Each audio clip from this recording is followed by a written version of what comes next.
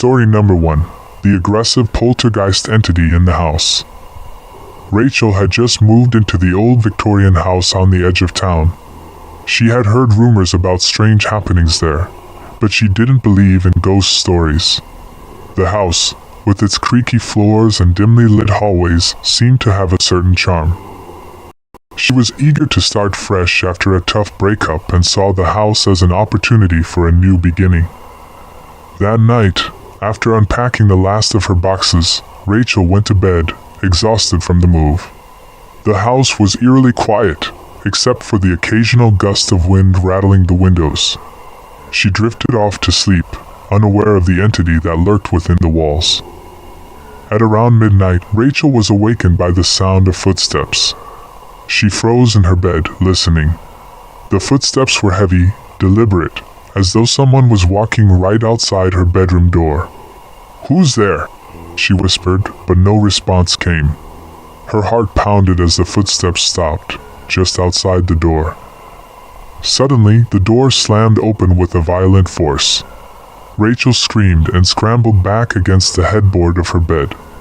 A shadowy figure loomed in the doorway, tall and dark, with no distinguishable features. The air grew thick with an unnatural chill. Rachel's breath became shallow, her body trembling with fear. She tried to call for help, but her voice caught in her throat. The figure stepped forward, and Rachel felt an oppressive weight on her chest, as if the very air around her was pushing her down. She gasped for breath, but it was as if the house itself was holding her captive. The figure moved closer, and Rachel felt the temperature drop even further.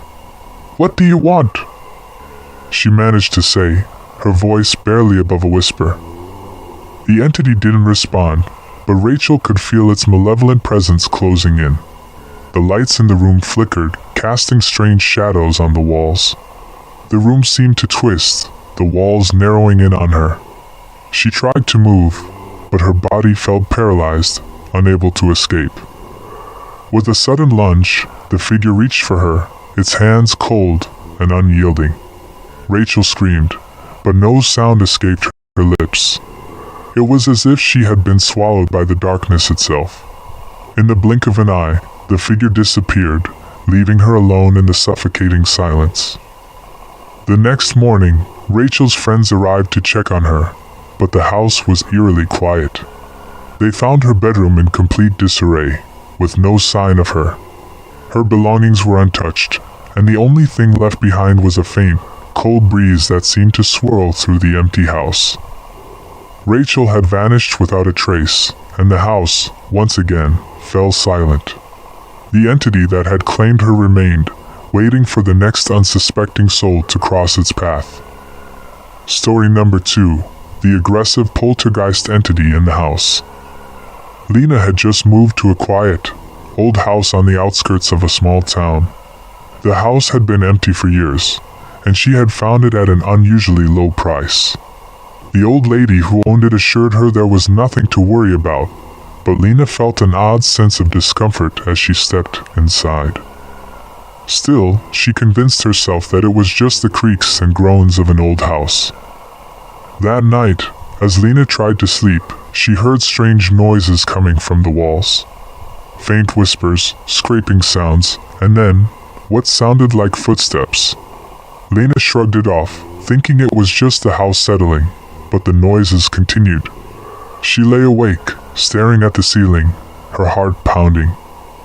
The sounds got louder, closer, until it felt as if someone was standing in her room. Suddenly, the temperature in the room dropped. Lena's breath became visible in the cold air. The lights flickered, and a loud bang echoed from the hallway. Lena sat up in bed, terrified, as a figure began to form in the doorway. It was tall, unnaturally tall, and its face was completely void of any features. The figure was dressed in tattered clothes, and its long, skeletal fingers stretched toward her. Lena tried to scream, but no sound came out. She was frozen in place, unable to move or speak. The entity took a step closer, and the room grew colder still. The air became thick with a sense of malice. The figure reached out, its cold, unseen hand grazing her face. Lena shuddered, but still, she couldn't move. The terror was paralyzing. With a sudden, unnatural jerk, the entity moved closer, its form distorting as it advanced toward her. Lena gasped, her body finally responding as she tried to crawl backward, but it was as if the room was closing in on her. She reached for the door, but it slammed shut in front of her, trapping her inside. The figure's hand shot out, grabbing her by the throat. It tightened its grip, and Lena could feel the life slowly draining from her. Lena's vision blurred, her breath shallow as the entity's grip tightened. Her mind raced with panic, but she couldn't escape. The darkness seemed to consume her, swallowing her consciousness. The last thing she saw before everything went black was the featureless face of the entity, staring at her with cold, empty eyes. The next morning, Lena's neighbors noticed that her windows were still dark, and the house remained eerily quiet. Concerned, they went to check on her, only to find the house empty. There were no signs of struggle, no sign of Lena. The bed was untouched, and all of her belongings were still in place. It was as if she had vanished into thin air. No one ever found Lena.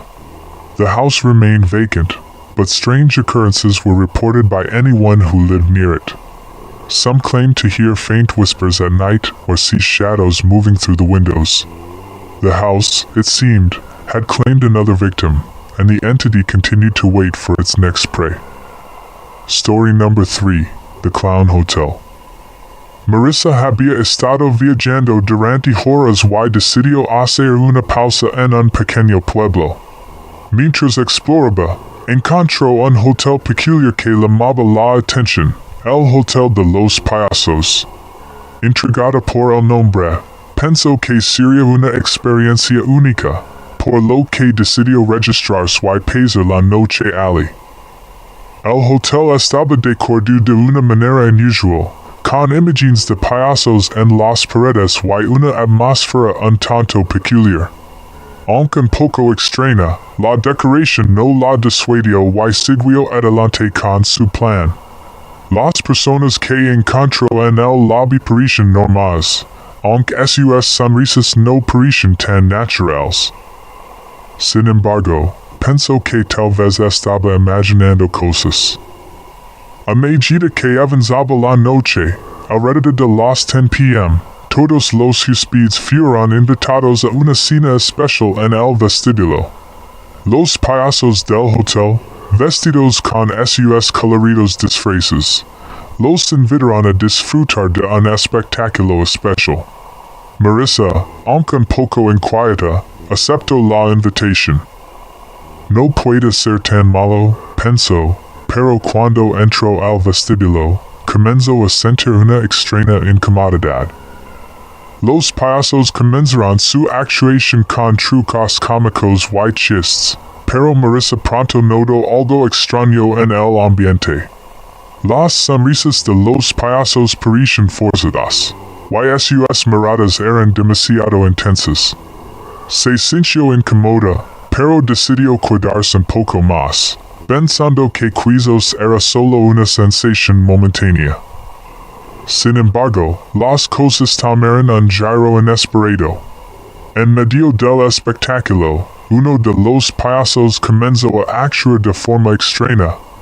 De repente, el ambiente se tornó tenso, y los otros payasos comenzaron a mostrar actitudes inquietantes.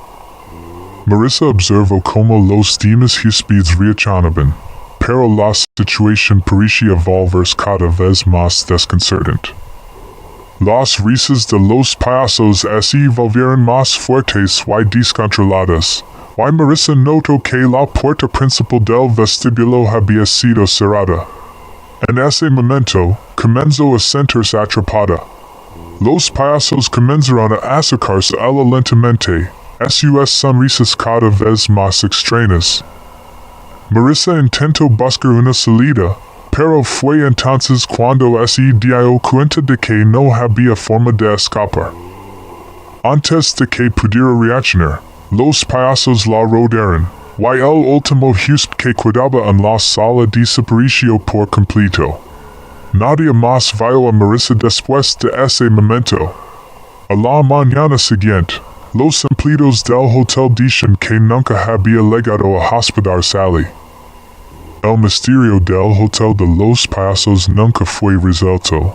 Y el hotel cerró sus puertas poco tiempo después. Los rumores sobre el lugar comenzaron a circular, pero nadie se atrevió a investigar más. El hotel permaneció vacío, con la inquietante sensación de que algo extraño ocurría en sus pasillos, esperando a la siguiente víctima que se atreviera a entrar. Story number 4. The poltergeist entity in the house. Rachel y su esposo Tom se mudaron a una casa antigua en las afueras de la ciudad, buscando un lugar tranquilo donde pudieran comenzar su nueva vida. La casa, aunque algo deteriorada, tenía un encanto que les atraía. Este lugar tiene mucha historia, dijo Tom, mientras desempacaba las cajas. Pero Rachel no podía evitar sentir que algo no estaba bien. A los pocos días de mudarse, comenzaron a suceder cosas extrañas. Puertas que se cerraban solas, luces que parpadeaban sin razón aparente y extraños ruidos por la noche. Al principio, pensaron que era solo el sonido normal de una casa vieja, pero a medida que pasaba el tiempo, las manifestaciones se intensificaron. Rachel se despertaba varias veces por la noche al escuchar pasos en el pasillo, pero cuando miraba, no había nadie allí. Una noche, después de escuchar un fuerte golpe proveniente del piso superior, Rachel subió a investigar. Allí encontró una de las puertas cerradas de golpe, como si alguien la hubiera azotado. Ella intentó abrirla, pero estaba completamente trabada. Un frío extraño comenzó a envolver la casa, y un susurro suave llenó el aire. Déjame entrar. Desesperada, Rachel intentó contarle a Tom lo que estaba sucediendo, pero él se mostró escéptico. Probablemente estés cansada o es solo tu imaginación, le dijo, tratando de tranquilizarla.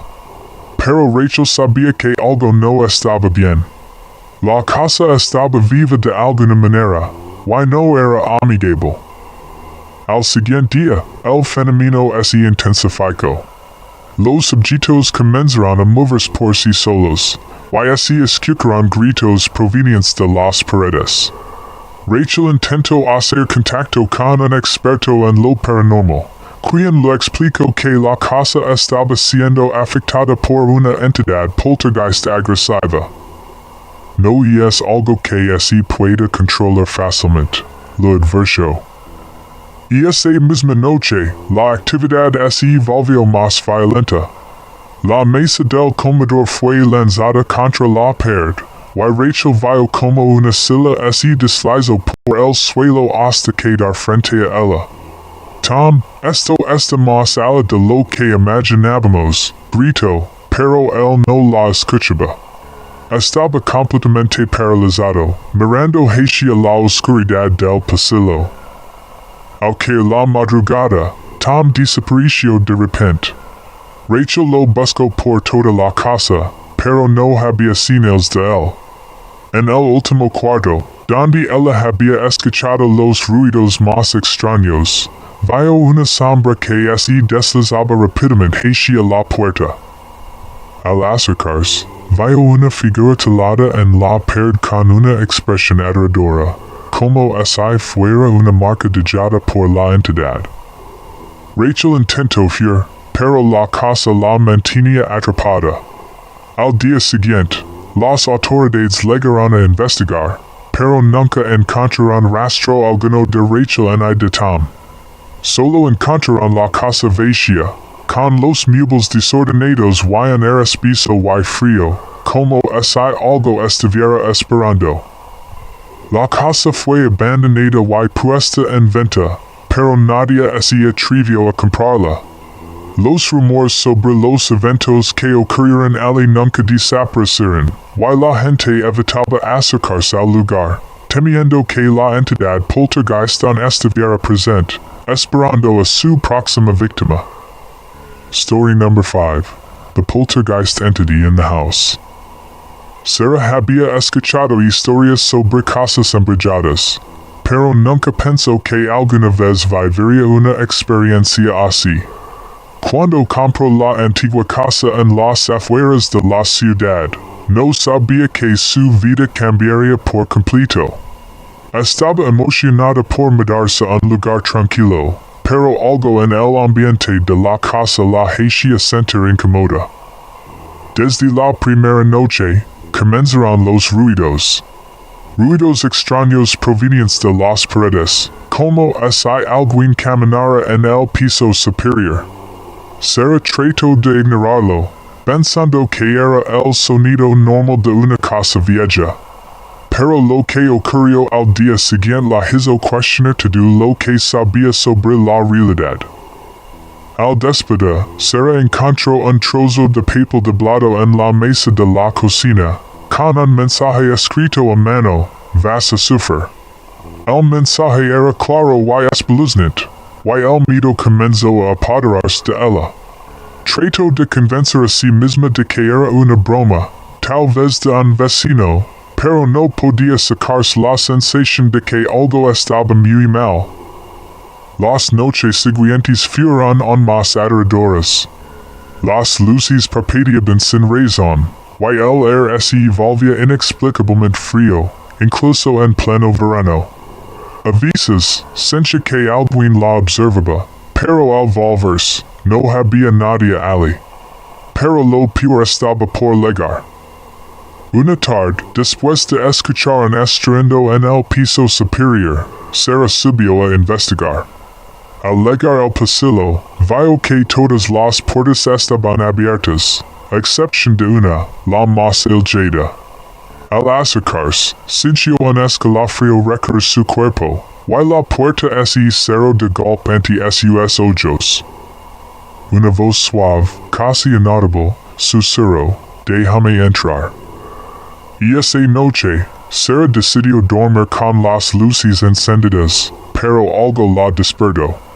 Al abrir los ojos, vio una figura oscura y alta en la esquina de su habitación. No podía ver su rostro, solo una sombra alargada que parecía moverse hacia ella. Sarah intentó gritar, pero no podía emitir sonido. La figura avanzó lentamente, y Sarah sintió un peso en el pecho, como si no pudiera respirar. El siguiente día, Sarah llamó a un experto en fenómenos paranormales, quien le explicó que la casa estaba siendo atormentada por un poltergeist agresivo, una entidad que se alimentaba del miedo. Lo que sí que está en esa casa no es algo que se pueda ignorar, le advirtió el experto. Tienes que salir de allí cuanto antes. Pero Sarah ya no pudo salir.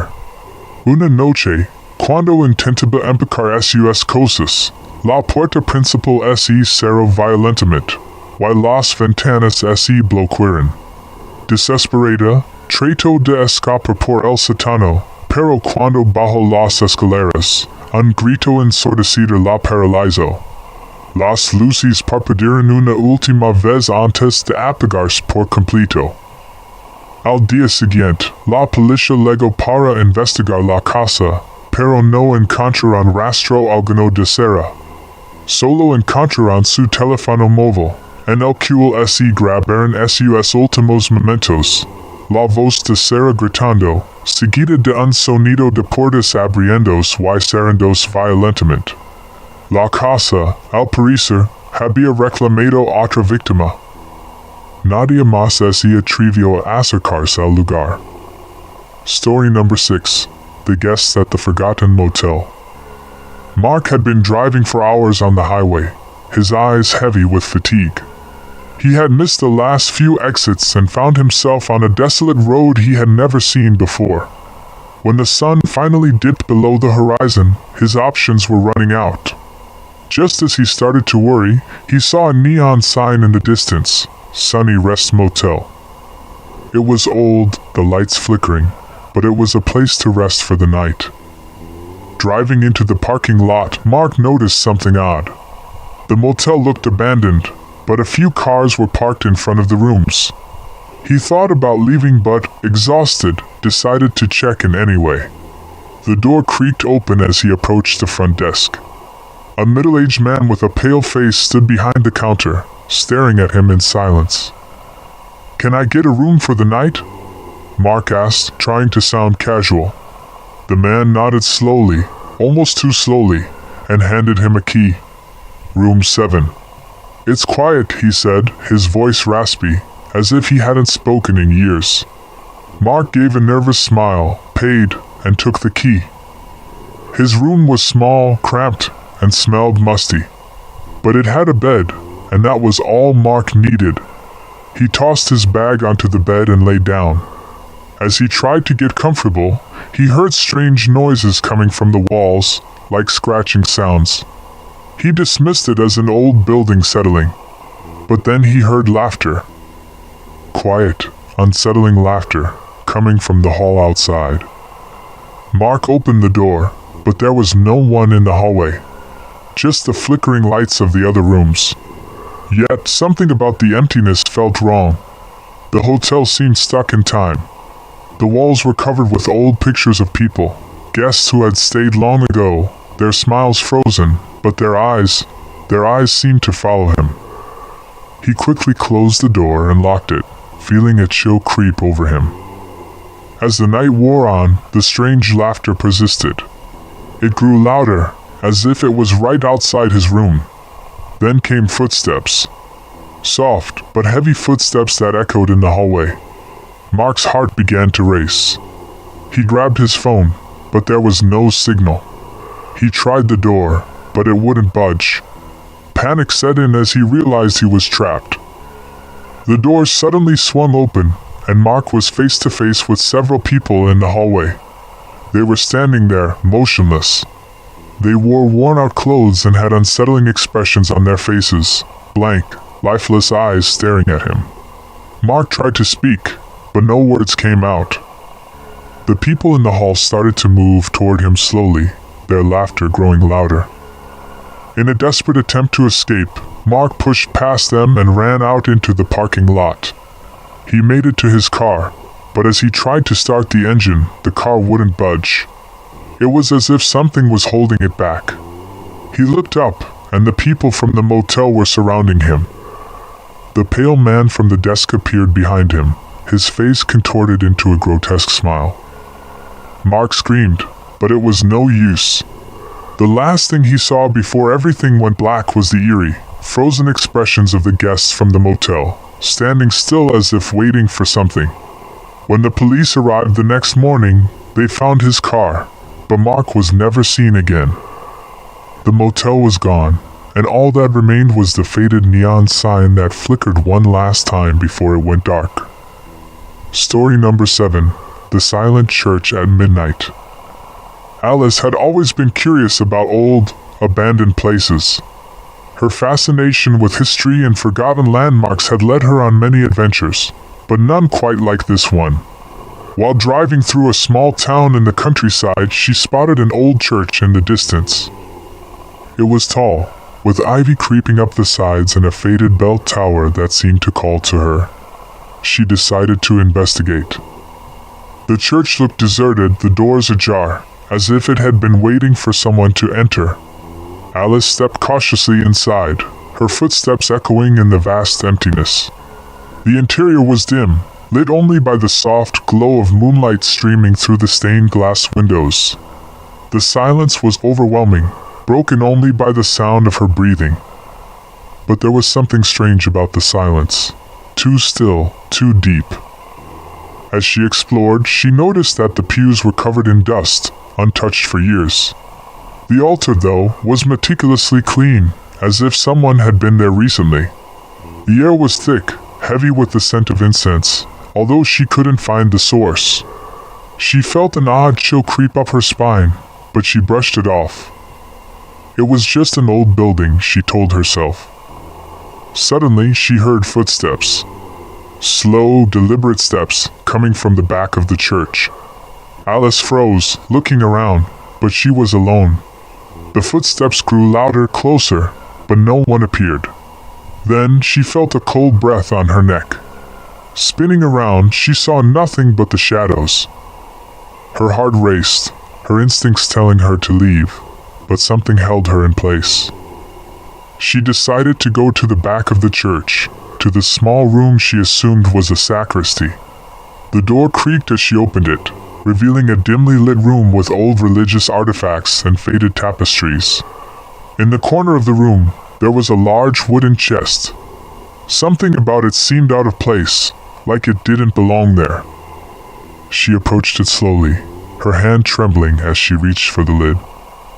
As she opened the chest, a cold gust of wind blew past her, causing the door to slam shut behind her. She gasped, her heart pounding in her chest as she struggled to push the door open. The chest was empty, but there was something on the floor, a piece of old parchment, with strange symbols written on it. Alice reached down to pick it up, and as soon as her fingers touched the paper, the room seemed to grow darker. Her breath caught in her throat as the room began to shift. The walls closed in, the air thickening, and she felt as if the church itself was alive. The shadows in the corner seemed to move, creeping closer to her. The footsteps returned, louder now, and Alice could hear someone breathing, ragged and shallow, just behind her. She turned quickly, but no one was there. Panicking, Alice bolted for the door again, but it wouldn't open.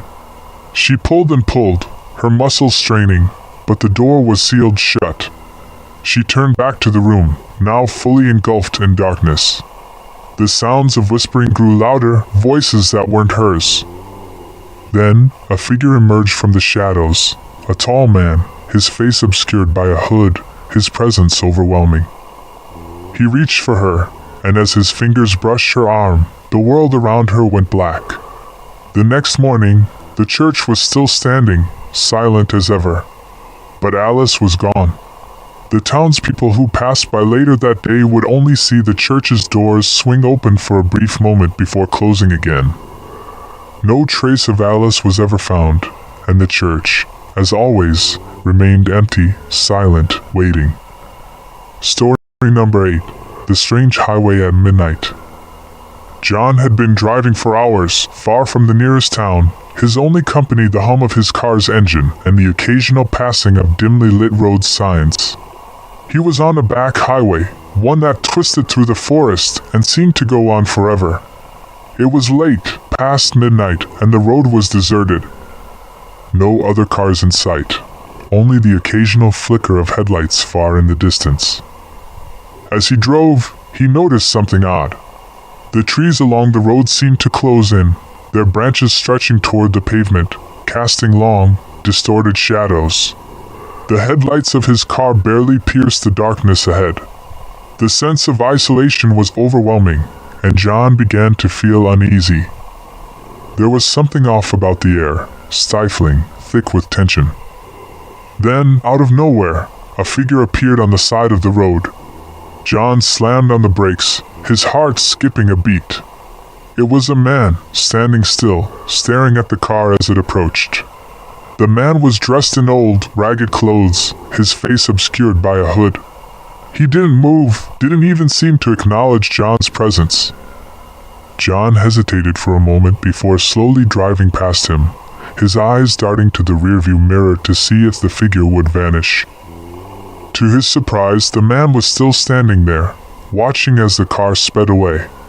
John's grip tightened on the wheel as he pressed the accelerator, eager to put some distance between himself and the strange man. But the road seemed endless, the trees never thinning, and the feeling of being watched intensified.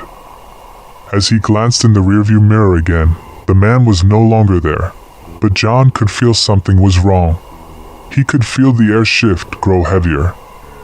Suddenly, the headlights flickered, and the car sputtered. John cursed under his breath, pulling to the side of the road. The engine died completely. He tried to restart the car, but it wouldn't budge. His hands shook as he tried again, but all he could hear was the sound of his own breath and the distant rustling of leaves. In that moment, John knew he wasn't alone. From the shadows of the trees, more figures began to emerge. One by one, they stepped into the headlights' glow. They were all dressed in the same ragged clothes, their faces hidden beneath hoods. No one spoke, but their eyes glowed eerily in the dim light. John's heart raced, panic setting in as he frantically tried to open the door. But it wouldn't budge. He was trapped. The figures closed in on him, moving slowly but deliberately. John's breath quickened, his palms sweaty as he pressed his back into the seat, desperate for an escape. He turned to look at the steering wheel, hoping against hope that the car would start, but it remained lifeless. Then, without a word, the figures began to surround the car, pressing against the windows. He could see their faces now, pale, gaunt, eyes hollow with an emptiness that seemed to stare right through him. In a final, frantic move, John unlocked the door and bolted from the car, sprinting into the darkness of the forest. But the figures followed him, their footsteps uncomfortably close, their presence suffocating. John's legs burned as he ran, his mind racing with thoughts of escape. But no matter how fast he ran, the road stretched endlessly before him. The last thing he saw was a shadow rushing toward him, and then the world went black. The next day, a passing driver noticed John's abandoned car on the side of the road. The door was still open, the engine dead, but there was no sign of John. The forest was eerily quiet, and despite a search of the area, no trace of him was ever found. The highway, as always, remained empty, the shadows stretching long and deep, waiting for the next traveler to come through. Story number 9. The abandoned mansion at the edge of town. Grace had always heard rumors about the old mansion at the edge of town. The place had been empty for years, ever since the last owners mysteriously disappeared without a trace. Local children dared each other to sneak onto the property, but no one had ever ventured inside. Grace, however, was curious. She had always been fascinated by the idea of abandoned places, the stories they held within their walls. One evening, when the sun began to set and the sky turned a deep orange, she decided to take a walk and finally see the mansion for herself. The mansion loomed in the distance as Grace walked closer, the overgrown trees and vines making it appear even more foreboding. It looked like something from a ghost story, with broken windows, a sagging roof, and a door hanging off its hinges. Despite the eeriness of the place, Grace pressed on, her curiosity outweighing her fear. She crossed the property line, stepping over the old stone wall and into the overgrown garden. The air was still, too still, and the feeling of being watched crept over her. As she approached the front door, a gust of wind blew through the trees, causing the leaves to rustle. Grace hesitated but then pushed open the door, which creaked loudly as if protesting her intrusion. The inside of the mansion was dark and musty, the air thick with dust. The wooden floorboards groaned beneath her feet as she made her way through the entrance hall. Old portraits hung crookedly on the walls, their eyes seeming to follow her every movement. The house felt alive in a way that unsettled her, as though it was waiting for something. She walked deeper into the house, exploring room after room, each one more decayed than the last. The furniture was covered in dust sheets, and the wallpaper had long since peeled away, revealing cracked walls beneath. It was as if time had stopped in this place, leaving everything to rot in place. As Grace made her way upstairs, she could feel the temperature drop. The hairs on the back of her neck stood on end. She wasn't alone. She knew it, deep in her bones. At the top of the stairs, Grace found a large wooden door that was slightly ajar. She pushed it open, revealing a room unlike the others. The air in this room felt heavier, almost suffocating. In the center of the room stood a large, antique mirror. It was framed with intricate carvings, but what caught Grace's attention was the reflection in the glass. The room was empty, but the mirror showed a figure standing behind her. A woman with long, dark hair and a pale, twisted face. Grace spun around, but there was no one there. Her heart pounded in her chest as she turned back to the mirror. The figure was gone, but the sense of dread remained. She backed away from the mirror, her breath shallow, but her curiosity urged her to move closer. As she neared the reflection again, she saw something more disturbing. Behind the woman in the mirror, there was another figure. This time, it was a man, his face obscured by shadows, his hand reaching out toward her. Panicked, Grace turned and ran from the room, her footsteps echoing through the empty halls. She couldn't shake the feeling that the house was alive, that something was following her. She bolted down the stairs and tried to leave through the front door, but it wouldn't open. She pulled at the handle, desperate, but the door remained locked. The air in the house grew colder, and the walls seemed to close in on her. The mansion was no longer just a house, it was a prison. Suddenly, the sound of footsteps echoed behind her. She spun around, but the hallway was empty. The footsteps grew louder, closer, and Grace's heart raced. She turned back to the door, pulling at the handle with all her strength. And then, in a sudden burst of panic, she heard a voice, low and hoarse, whispering from the darkness, "You shouldn't have come." In the morning, when Grace's family went to look for her, they found her car parked outside the mansion, the engine still running. The front door was wide open, but inside, there was no sign of Grace. The house was silent, as if nothing had ever happened. Despite several attempts to search the mansion and the surrounding grounds, Grace was never found again. The mansion still stands, abandoned and forgotten, but no one dares go near it anymore. It remains a chilling reminder of the fate that may await anyone who dares to enter its walls. Story number 10, The Midnight Train. Mark had never been superstitious, but there was something about the midnight train that had always intrigued him. He'd heard the stories from the locals, tales of people boarding the train only to disappear without a trace. It was always the same route, always the same station, and it ran at exactly midnight. But no one seemed to remember anyone getting on or off, and no one had ever seen the passengers, even though the train was said to always be full. He had grown up in the small town, and despite the warnings, Mark had always wanted to experience the mystery of the midnight train for himself. One rainy evening, as the clock struck 11, Mark found himself standing at the station, waiting for the fabled train. The platform was eerily quiet, and the sound of the rain pattering against the concrete was the only noise he could hear. It was a cold night, the kind that made you want to stay inside, but Mark's curiosity kept him there. He had been told stories about the train being a ghostly apparition, that the passengers were people who had vanished long ago, never to be seen again. But Mark laughed it off. Ghosts weren't real. As the hour approached, the hairs on the back of his neck began to stand up. He was alone on the platform, the only other lights coming from the dim street lamps that lined the station. Then, as if from nowhere, he heard the unmistakable sound of the train's whistle. It was distant at first, but it grew louder with each passing second. The wind shifted, carrying with it the sound of the train's engine roaring through the night. Mark stepped back, his heart racing. He could see the faint outline of the train's headlights in the distance, coming closer and closer, until finally it emerged from the fog and rain. The train itself was massive, its headlights cutting through the mist like a sharp blade.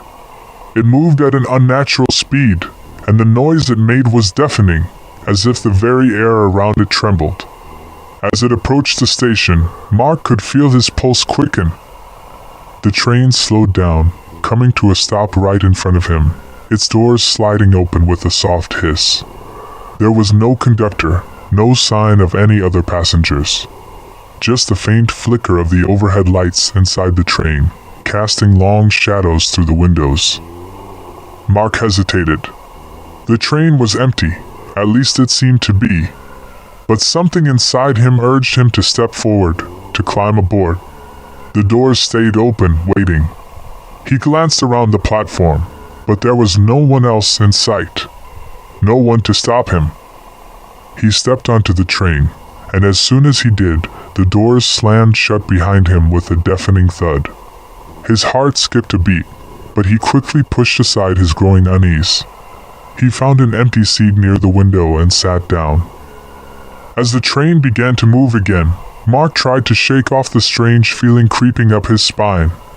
The air inside the train was cold, and the rhythmic sound of the wheels on the tracks was the only thing filling the silence. There was no one else on board, just Mark, alone with his thoughts. He looked out the window, watching as the town disappeared behind him, replaced by endless darkness. The farther they traveled, the more isolated he felt. It was as if the world outside had ceased to exist. But as the train moved deeper into the night, something began to change. The lights inside the train flickered, casting eerie shadows across the empty seats. Mark felt a chill run down his spine as a faint sound reached his ears, a soft whisper, barely audible, but unmistakably there. He looked around, but there was no one else. The whisper grew louder, and it seemed to come from all directions. His heart raced, and a cold sweat broke out across his forehead.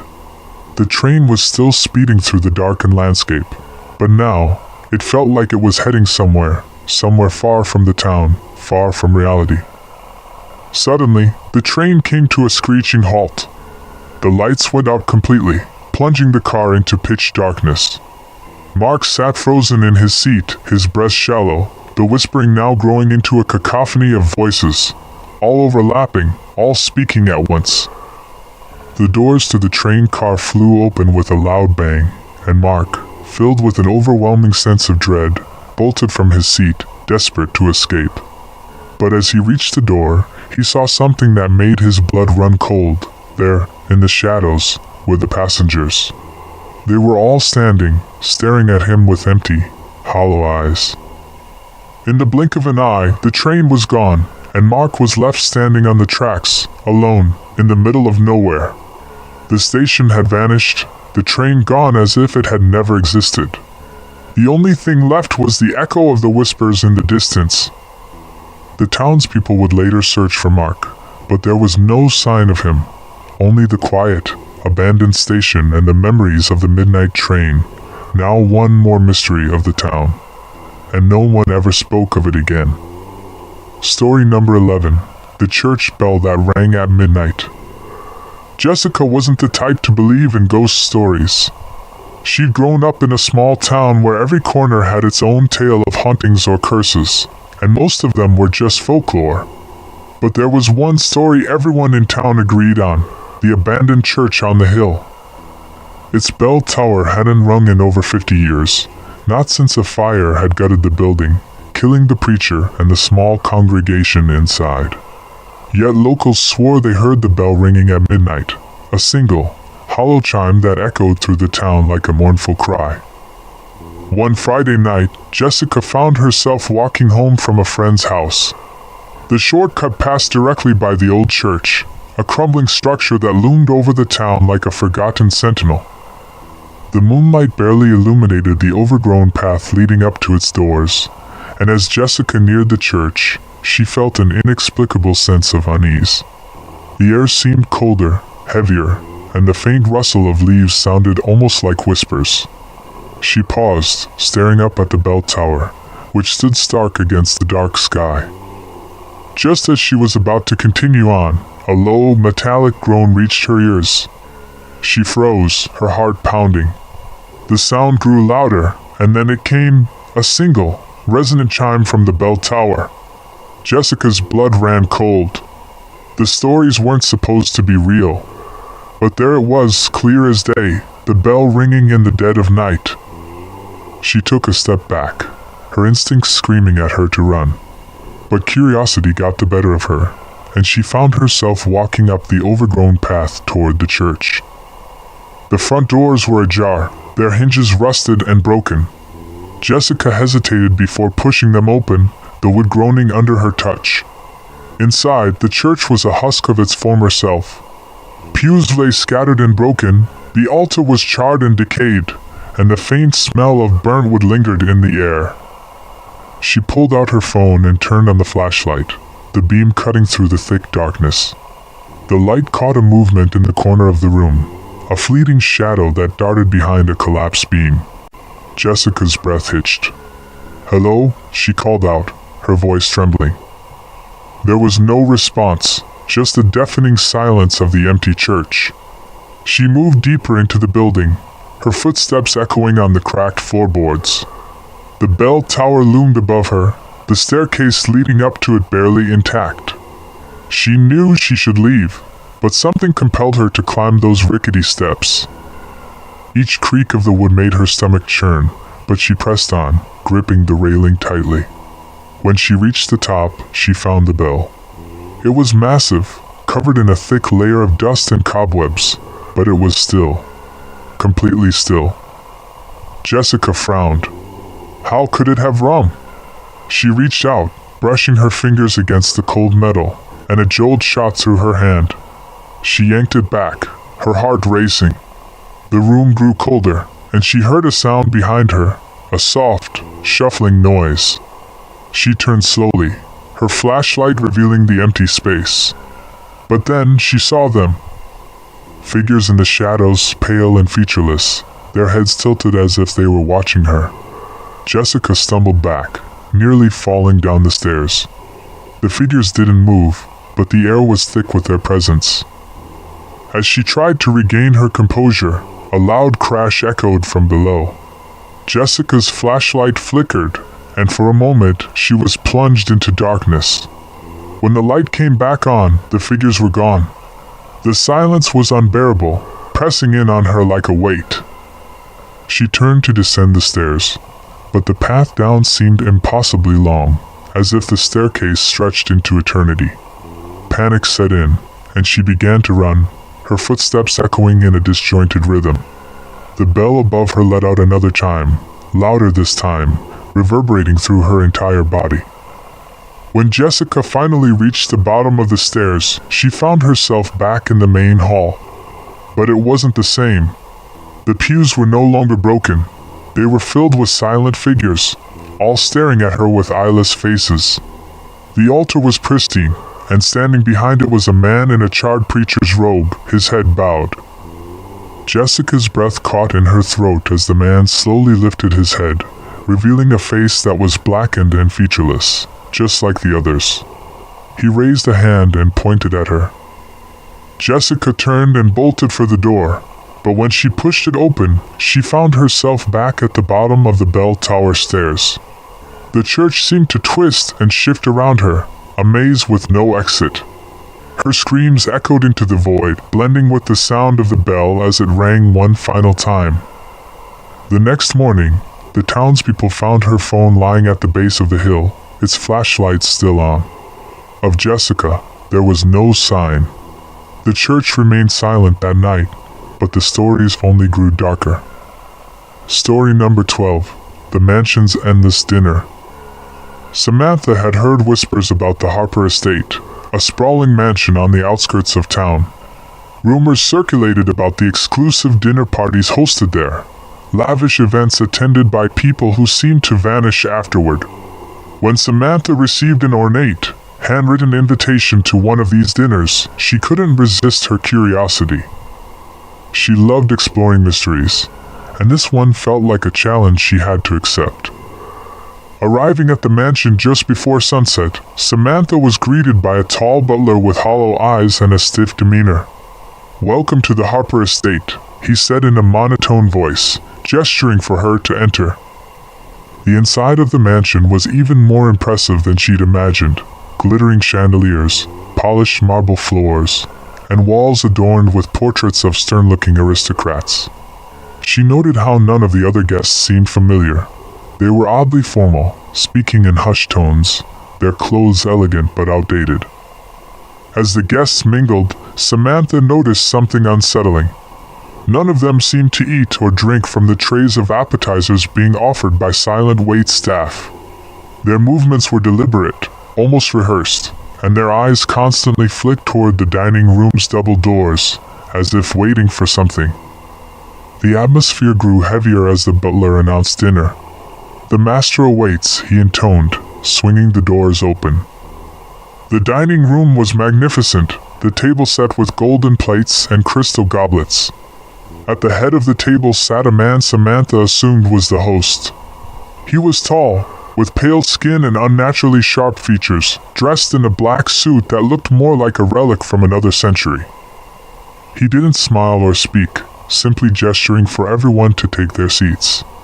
Samantha hesitated but followed the others, sitting between two guests who didn't acknowledge her presence. The courses began arriving, elaborate dishes that looked stunning but emitted an odd, metallic smell. Samantha only pretended to eat, her unease growing with every passing minute. She noticed the other guests weren't eating either, just sitting stiffly, their hands resting on the table as if waiting for a cue. The host watched them silently, his piercing gaze making her skin crawl. Finally, the host stood, raising his glass for a toast. His voice was deep and commanding. "To those who give, and to those who take," he said cryptically. The guests all raised their glasses, but Samantha didn't. She felt a sudden chill and realized the room had gone silent, unnaturally so. The host's gaze locked onto her, his sharp features seeming even more angular under the flickering candlelight. "Our new guest doesn't seem to understand the rules," he said, his voice echoing strangely. Samantha's heart pounded as she stammered, I think there's been a mistake. I should go." The host tilted his head, a thin smile creeping across his face. "Leaving is not part of the arrangement." The other guests turned toward her in unison, their movements eerily synchronized. Panic surged through her as she stood and backed away from the table. "I don't know what this is, but I'm leaving," she said, her voice shaking. The host stepped closer, his eyes gleaming with a predatory light. "You accepted the invitation," he said. "You are part of the feast now." The other guests rose from their seats, their expressions blank as they moved toward her, their hands reaching out in unison. Samantha bolted for the door, but the butler appeared from nowhere, blocking her path. She turned and ran down a side hallway, the sound of footsteps echoing behind her. Every door she tried was locked, the walls seemed to close in, and the corridors twisted in ways that didn't make sense. She stumbled into a darkened room, slamming the door shut behind her. Her breathing was ragged as she tried to find a way out. But then she saw them, rows of figures standing silently in the darkness. They were the previous guests, their faces pale and eyes hollow, trapped in the mansion's eternal dinner party. The last thing Samantha saw was the host's shadow looming over her, his voice low and chilling. The feast must go on. The next morning, her car was found abandoned near the Harper estate, the invitation still sitting on the passenger seat. Samantha was never seen again, and her disappearance became just another whisper in the growing legend of the mansion. Story number 13, Midnight Runners. David Mathers loved late-night runs. The quiet streets and cool air gave him a sense of peace he couldn't find anywhere else.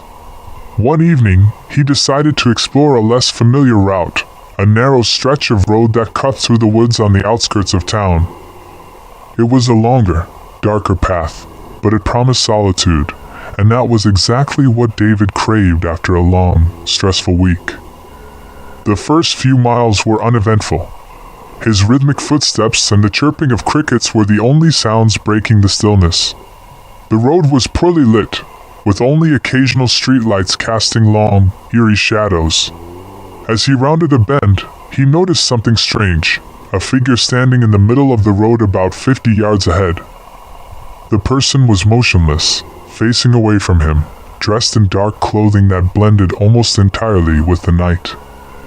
David slowed to a jog, then a walk, as he approached cautiously. "Hey, are you okay?" he called out, his voice carrying in the stillness. The figure didn't respond, didn't even flinch. He stopped a safe distance away, squinting to make out more details. Something about the way the person was standing seemed off. The arms were too long, the posture unnaturally rigid. he felt a cold knot forming in his stomach. Before David could decide whether to turn back or step closer, the figure began to move. It wasn't a normal motion, it was jerky, almost like it was being pulled by invisible strings. It turned its head slowly, revealing a pale, featureless face like a blank mask. David's breath caught in his throat. His instincts screamed at him to run, but his legs fell rooted to the spot. Then he heard it, the sound of footsteps behind him. Whipping around, he saw more figures emerging from the shadows, each one moving in the same unnatural, puppet-like manner. They came from both sides of the road, cutting off any escape. Panic surged through him, and adrenaline finally kicked in. He bolted back the way he had come, his feet pounding against the asphalt. As he ran, the figures followed, their jerky movements impossibly fast. The sound of their steps grew louder, surrounding him, filling his ears until it drowned out everything else. He didn't dare look back, focusing only on the distant glow of a streetlight ahead. He was almost there, almost back to safety, when he stumbled. His ankle twisted, sending him sprawling onto the cold, hard ground. Scrambling to his feet, he turned to face his pursuers. They were closer now, their blank faces illuminated by the dim light. One of them reached out, its impossibly long fingers just inches from his face. David swung wildly, trying to push it away, but his hand passed through the figure like smoke. The thing leaned in closer, its face almost touching his, and whispered something he couldn't understand, a sound more than words, like static and growling. David's screams echoed through the night as the figures closed in, their bodies dissolving into shadows that wrapped around him like a suffocating fog. When the fog cleared, the road was empty again, as silent and still as it had been before. His phone and headphones lay abandoned on the asphalt, the only trace of his presence. The next day, local authorities found his belongings but no sign of David. His disappearance became another unsolved mystery, one of many tied to the shadowy road. Those who knew him would later swear they'd never seen him run that way before. And late at night, some claimed they could still hear faint footsteps echoing through the woods, along with the static-like whispers of the faceless figures. Story number 14. The Last Supper at Hannigan's Tavern. Kate Larson had been driving for hours, her stomach growling louder than the crackling radio in her old sedan. The glowing sign of Hannigan's Tavern flickered in the distance, a shabby roadside bar she'd never noticed before on this stretch of highway. Exhausted and hungry, she decided to pull over. The parking lot was surprisingly full for such an isolated spot, giving her a strange sense of unease. Still, the allure of hot food and a break from the road won out. The bar's interior was dimly lit, the air thick with the smell of old wood and something faintly metallic. The patrons, all dressed in outdated clothing, looked up as she entered, their gazes lingering for a beat too long before returning to their hushed conversations. A wiry man behind the counter greeted her with a toothy smile. "Evening, miss. Grab a seat, and I'll get you the special." His words weren't a suggestion, and before she could ask what the special was, he disappeared into the back. Kate sat at a corner table, trying not to stare at the other customers. Something about them felt wrong. Their faces were unnaturally pale, their movements deliberate and stiff, as if they were puppets on strings. She pulled out her phone to distract herself, but there was no signal. Typical for a place like this, she thought. Minutes later, the bartender returned with a steaming plate of meat and potatoes. "Here you go. Best you'll ever taste." He winked before retreating behind the bar. She hesitated, the strange vibe of the place making her second-guess her decision to stop. But hunger won again, and she took a bite. The food was shockingly good, better than anything she'd eaten in months. The meat was tender, flavorful, and cooked to perfection. She couldn't help but devour it, her earlier unease temporarily forgotten. The room grew quieter as she ate, and when she looked up, she realized every single patron was staring at her, their eyes unblinking. Everything all right? The bartender called, breaking the tension. Kate forced a smile and nodded, though her appetite had vanished. She pushed the plate aside and stood to leave, her instincts screaming that she needed to get out of there. Thanks, but I should hit the road. The bartender's grin faltered. So soon? Dessert's coming up. On the house. His words were friendly, but his tone carried an edge that made her skin crawl. No, really, I'm fine, she said, backing toward the door. But as she reached for the handle, 2 patrons stood, blocking her way. Their expressions were eerily blank, their pale faces now disturbingly close. You don't want to leave hungry, one of them said, their voice cold and flat. Kate's pulse raced as she realized she was trapped. She spun toward the bar, where the bartender was casually wiping a glass, his smile now a menacing smirk. Without thinking, she bolted toward the kitchen door, ignoring the shouts behind her. The kitchen was a nightmare, a grimy space filled with bloody tools and something she didn't want to look at too closely. Her stomach turned as she realized what the special might have been. She grabbed a knife from the counter and ran out the back door into the night, her heart pounding as she sprinted toward her car. But her car wasn't where she'd left it. The parking lot was empty, the surrounding area now an endless stretch of darkness. The sound of footsteps echoed behind her, followed by the bartender's voice. No one leaves Hannigan's without finishing their meal. Panicked, she stumbled into the woods, branches clawing at her skin as she ran blindly. The footsteps grew louder, closer, until she felt a hand grab her shoulder. The next morning, Hannigan's Tavern stood as it always did, its flickering sign welcoming weary travelers. Kate's car was parked neatly in the lot, her belongings untouched. Inside, the bartender greeted a new customer with a toothy grin. "Welcome to Hannigan's," he said. "You're just in time for the special." Story number 15. The Chapel of Eternal Vigil. Jessica Miller wasn't religious, but the old chapel on the edge of town had always fascinated her.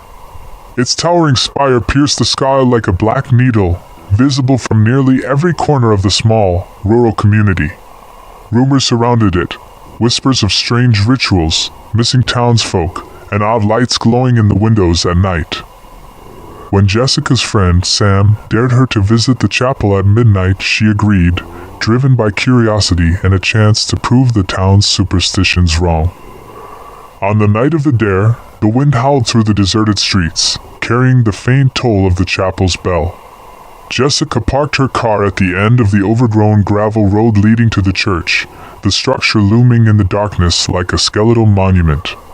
With a flashlight in hand, she pushed open the heavy iron gate. It groaned in protest, the sound echoing eerily in the stillness. The chapel's doors were ajar, inviting her into the shadowy interior. Dusty pews lined the narrow aisle, their surfaces covered in a thick layer of grime. The air smelled of mildew and decay. Jessica shone her flashlight toward the altar, where a strange wooden statue stood, a figure with an elongated face and hollow eyes, its hands outstretched as if beckoning. She felt a chill run down her spine but dismissed it as her imagination. As she explored, Jessica noticed peculiar details. Strange symbols carved into the walls, melted candle stubs scattered across the floor, and the faint sound of whispers that seemed to come from nowhere. She followed the murmurs, her heart pounding as they grew louder. They led her to a door behind the altar, its surface adorned with the same cryptic markings. Hesitating, she pushed it open and descended a spiral staircase into the basement. The basement was colder than the chapel above, its stone walls damp and uneven. The whispers ceased abruptly as she stepped onto the dirt floor. In the center of the room stood a stone pedestal holding an ancient book. Jessica's flashlight flickered, casting moving shadows that made the space seem alive. Against her better judgment, she approached the book, its pages filled with indecipherable text and illustrations of figures bowing to the same wooden statue from the altar. As she reached out to touch the book, a loud creak echoed from above. Someone, or something, was walking in the chapel. Jessica froze, her breath shallow. The footsteps grew louder, deliberate, as they descended the stairs. She turned off her flashlight, plunging the room into darkness, and crouched in a corner. Her pulse thundered in her ears as the figure entered the basement. It wasn't human. It moved unnaturally, its limbs jerking with each step. The dim light from the staircase illuminated its face, or lack thereof. It was the same elongated, hollow visage as the statue, its eyeless gaze sweeping the room. Jessica stifled a scream as it paused near the pedestal, its head tilting as if listening.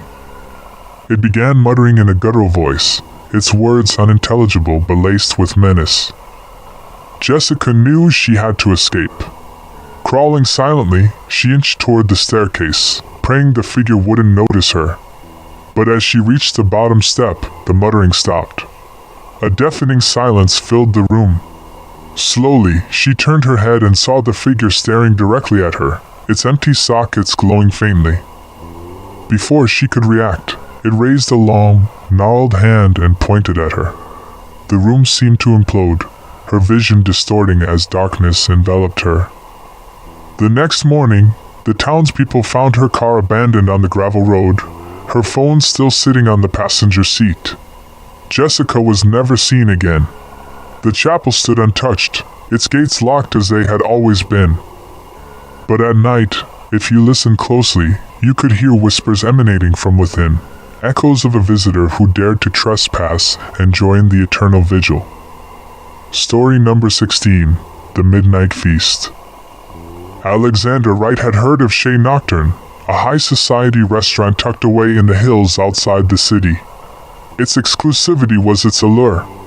Reservations were nearly impossible to secure, and its patrons spoke in hushed tones about the menu, calling it unlike anything else on earth.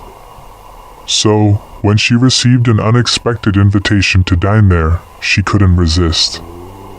Arriving at the restaurant, Alexandra was struck by its peculiar appearance. It looked more like a grand mausoleum than a dining establishment, with its black marble exterior and tall, imposing columns. The valet, dressed in a stark white suit, gave her a tight-lipped smile as he took her car keys. She stepped through the heavy doors, which swung open soundlessly, and was greeted by the maitre d', a gaunt man whose sharp features seemed almost sculpted. "Welcome, Miss Wright," he said, his voice smooth but devoid of warmth. "Your table awaits." Alexandra was led into the dimly lit dining hall, where chandeliers dripped with black crystals, casting fragmented light across the room. The other diners sat in near silence, their faces partially obscured by shadows. The air smelled faintly metallic, but she couldn't place why. The menu was strange. No descriptions, just single words for each dish: eclipse, oblivion, rebirth. A waiter appeared at her side recommending the specialty of the house, and she nodded, unsure of what to expect. As she waited, she observed the other guests. They barely touched their food, instead watching her, their eyes glinting in the low light. A chill ran down her spine, but she shook it off. Maybe they were just curious about the newcomer. When her dish arrived, it was covered with an ornate silver cloche. The waiter lifted it with a flourish, revealing a beautifully plated meal that looked like lamb, paired with a crimson sauce. The presentation was immaculate, and the aroma was intoxicating. The waiter lingered as she took her first bite, his lips curling into a small smile as she chewed. The flavor was rich, almost overwhelming, but there was something off. It was a taste she couldn't identify, something that sent a shiver through her body. She glanced at the waiter, who stood motionless, his eyes locked on her. What is this?" she asked, her voice trembling slightly. The waiter didn't respond, only inclining his head before retreating. As Alexandra ate, a strange sensation washed over her. Her limbs felt heavy, her vision blurred at the edges. The other diners were no longer seated. They had gathered around her table, their faces expressionless. Panic set in as she tried to stand, but her body wouldn't respond. A cold hand gripped her shoulder, and she turned to see the maitre d' looming over her, his eyes dark pools of nothingness. "You've been chosen, Miss Wright," he said softly. "Few are granted the honor of becoming part of our legacy." The room spun violently as his words sank in. She tried to scream, but no sound came out. The last thing she saw before losing consciousness was the diners closing in, their faces contorting into monstrous grins. The next morning, the restaurant was gone. The hillside was bare, with no trace of Chez Nocturne or its patrons. Alexandra's car was found parked on the roadside, her purse still inside. She was never found. Whispers about the mysterious restaurant continue, and some say it still appears on foggy nights, waiting to claim its next guest. Story number 17. The Lonely Hitchhiker. Mark Holland was no stranger to night drives. As a traveling salesman, the quiet hours on the highway were his solace, a time to think and let the monotony of the road guide him. That night, however, felt different. The air was thick, and the moon, usually a comforting companion, seemed distant, veiled by streaks of clouds. Just past midnight, as he cruised along Route 77, he saw her, a young woman standing by the side of the road, her hand outstretched in the universal gesture of desperation. She wore a simple dress that fluttered in the breeze, her long dark hair obscuring part of her face. Mark hesitated, his instincts warning him to keep driving. But guilt quickly overpowered caution. She could be in real trouble, he muttered, pulling over. "Need a ride?" he called out, leaning across the passenger seat to open the door. The woman nodded silently and slipped into the car. She carried no bag, and her skin was unnaturally pale, almost luminous in the dim light of the dashboard. Mark tried to make conversation as he drove, asking where she was headed, but she responded only with vague gestures or single words. Her voice was barely audible, like the rustle of leaves. As they drove, Mark began to notice peculiarities. The air in the car grew colder, even though the heater was on full blast.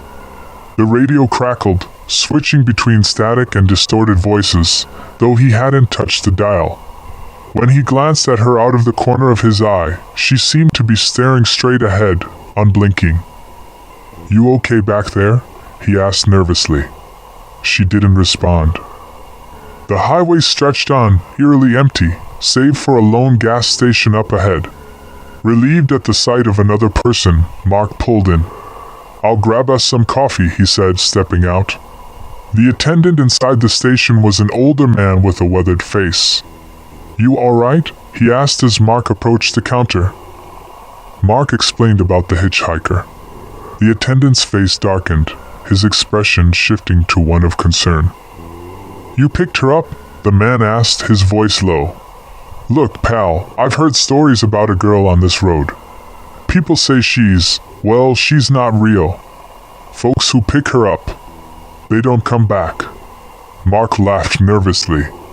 "She's just a girl," he said, glancing back at his car. But when he looked, the passenger seat was empty. The attendant's warning began to claw at his mind, but he shook it off, chalking it up to local superstition. Determined to make sense of things, Mark walked back to his car. He peered into the back seat, expecting her to reappear, but it was empty. He started driving again, faster this time, his hands gripping the wheel tightly. Then, the temperature dropped again. The radio sputtered to life, playing a warped version of a familiar song. He glanced in the rearview mirror, and froze. She was there, sitting silently, her dark eyes locked on his. "What do you want?" he shouted, panic seizing him. The car swerved as he struggled to regain control. The woman didn't speak but slowly raised her hand, pointing forward. The horizon ahead twisted, the road bending unnaturally as the car was enveloped by a dense, suffocating fog. Mark slammed on the brakes, but the car didn't stop. It felt as though he was being pulled into the void. The next morning, Route 77 remained as desolate as ever. Mark's car was found abandoned near a ravine, the doors wide open, but there was no sign of him. Locals avoid the highway after dark now, and those who dare to drive it often claim to see a pale woman standing by the roadside, silently waiting for her next ride. Story number 18. The Mansion of Echoes. Emma Walker had always been drawn to the mysterious and unknown. So, when she received an invitation to a private estate auction at the sprawling Blackwood Manor, she couldn't resist. The mansion, hidden deep within the Virginia woods, had been abandoned for decades following the sudden disappearance of its last owner. The locals called it cursed, but Emma, a historian by trade, dismissed the warnings as baseless legends. The evening was stormy as she arrived. Lightning illuminated the towering Gothic structure, its broken windows and ivy-covered walls giving it an eerie, forgotten grandeur. A handful of others were there, most of them collectors and appraisers. The auction was set in the grand ballroom, a cavernous space with faded tapestries and a chandelier that creaked ominously in the wind. Items were displayed on long tables, antique furniture, paintings, and bizarre trinkets. Emma was particularly drawn to a small mirror encased in an intricate gold frame. It was said to belong to Evelyn Blackwood, the lady of the house, who vanished along with her family in 1925. As Emma examined the mirror, she thought she saw movement, a flicker of light or a shadow darting across the glass. She blinked, and it was gone. The auction progressed normally, but Emma began to feel uneasy.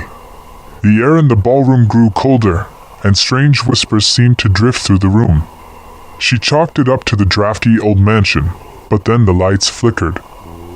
"Storm's messing with the power," someone muttered, but Emma noticed the auctioneer glance nervously at the chandelier. After the auction concluded, Emma lingered, wanting to explore the house. She wasn't alone. A man named Richard, a fellow historian, had the same idea. The two ventured down a dark hallway lined with portraits. Their footsteps echoed unnaturally, the sound growing louder, as if someone, or something, was walking alongside them. Richard joked to ease the tension. "Feels like the Blackwoods might still be watching us, huh?" Emma didn't laugh. They entered the library, a room untouched by time. Dust covered the shelves, and cobwebs draped over the furniture. In the center of the room stood a writing desk with a single open journal. The pages were blank, save for one line scrawled in jagged handwriting: "You should not be here." Richard laughed nervously, but Emma felt a chill creep up her spine. "Maybe we should head back," she suggested, her voice barely above a whisper.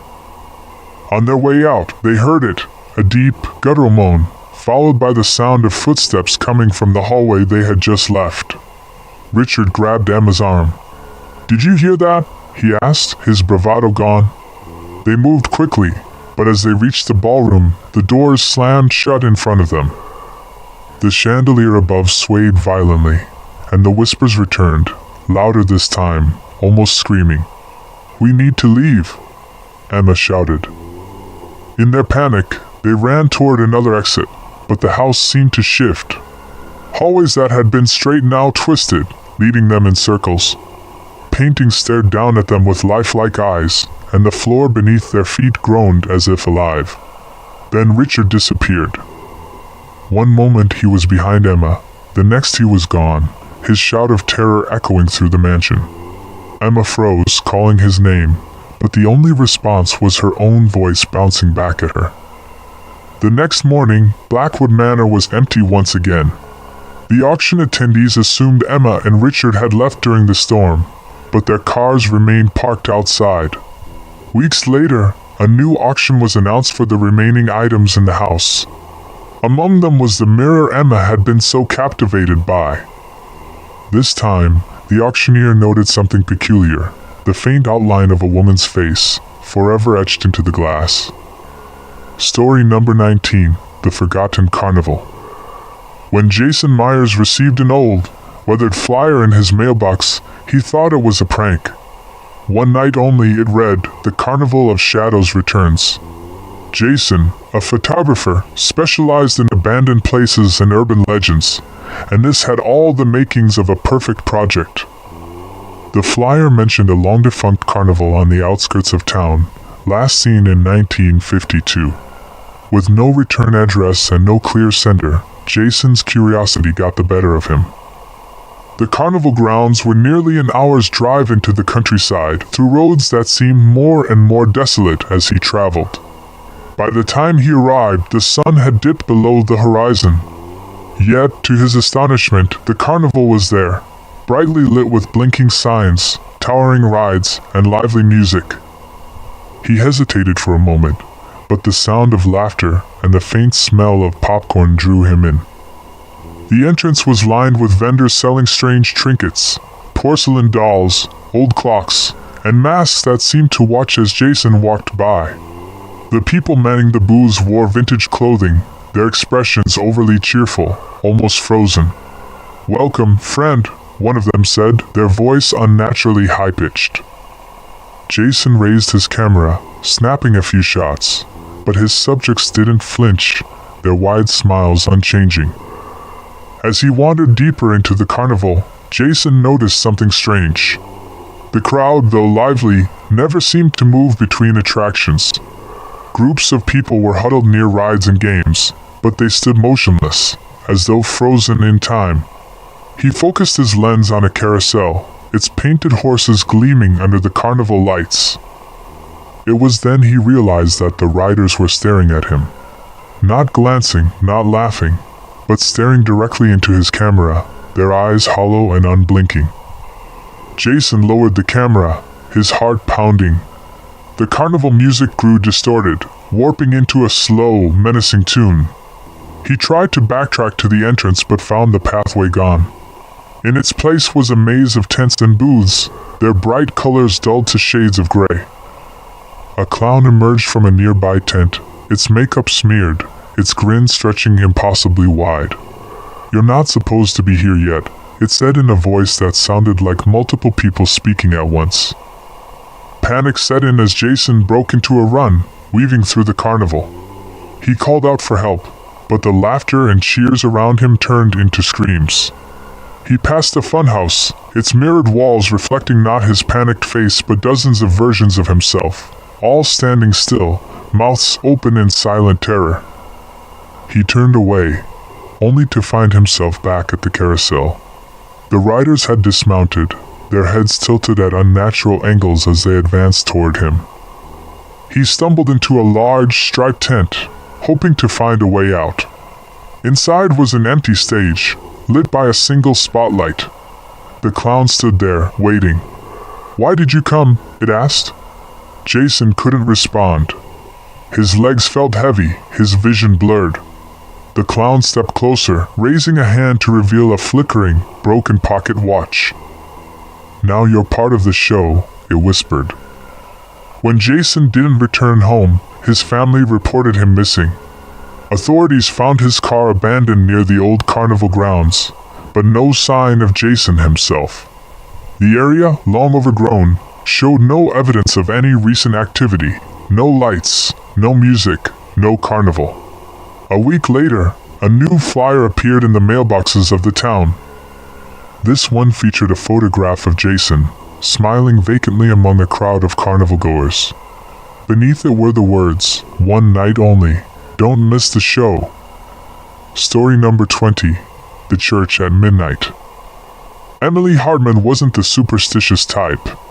She had spent most of her life dismissing ghost stories and local legends, so when her coworker dared her to explore St. Marcellus Chapel at midnight, she laughed it off. "What's there to fear in an abandoned church?" she asked.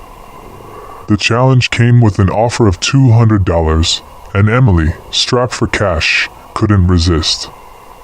St. Marcellus Chapel had been abandoned for decades, its last sermon held in the 1960s after a fire destroyed part of the nave. Rumors swirled about strange happenings, shadows moving behind broken stained glass, whispers echoing in the empty pews. Emily, armed with a flashlight and her phone, decided to prove there was nothing there but dust and broken wood. She arrived just before midnight, parking her car under a gnarled oak tree near the chapel. The building loomed in the moonlight, its crumbling facade giving off an air of neglect. The heavy wooden doors groaned as she pushed them open, the sound reverberating through the cavernous space. Inside, the air was cold, and her footsteps echoed loudly against the stone floor. The pews were still in place, though covered in a thick layer of dust. A faint smell of burnt wood lingered, a reminder of the fire that had sealed the chapel's fate. As she shone her flashlight around, she noticed something odd. On several of the pews, the dust had been disturbed, forming streaks that looked like handprints. She dismissed it as animal activity or some adventurous teenagers. Emily ventured toward the altar, snapping pictures with her phone. She noticed a tattered Bible lying open on the pulpit, its pages stuck together from years of moisture. A soft sound made her freeze, a shuffle, like footsteps. "Hello?" she called out, her voice shaky but firm. There was no answer, only the sound of something skittering in the darkness. She turned around, her flashlight catching a glimpse of movement in the upper gallery. It was quick, almost human in shape, but distorted, as if its body didn't move naturally. Panic set in as the chapel seemed to close in around her. The whispers started then, faint at first but growing louder. They were unintelligible, layered voices that seemed to come from all directions. She tried to make her way back to the entrance, but the wooden doors were shut tight. No matter how hard she pushed or pulled, they wouldn't budge. Her flashlight flickered, and for a brief moment, the space plunged into darkness. When the light came back on, Emily saw them, figures sitting in the pews, their heads bowed as if in prayer. They weren't there before. Their clothes were old-fashioned, tattered and faded. Slowly, as if sensing her presence, they lifted their heads. Their faces were pale, their eyes hollow, and all of them were staring directly at her. One figure, taller than the rest, stood and pointed toward the altar. Terrified, Emily backed away, stumbling into the pulpit. The whispers turned into a chant, rhythmic and haunting. The taller figure began to approach, its gait uneven but deliberate. Emily screamed, dropping her flashlight. She bolted toward a side door she had noticed earlier. To her relief, it opened, and she spilled out into the cold night air. She ran to her car, her heart racing, and didn't stop until she reached her apartment. The next morning, she awoke to find strange burn marks on her hands, shaped like crosses. On her phone, she discovered dozens of photos she didn't remember taking. The figures in the pews, the tall man approaching, and most chilling of all, an image of herself at the altar, surrounded by the congregation. No one believed her story, and the chapel remained untouched. But Emily never slept easily again, haunted by the whispers that sometimes echoed in her dreams. Story number 21, The Midnight Highway. Aaron had always been a late-night driver. He found peace on the open roads after hours, with little traffic and the world asleep around him.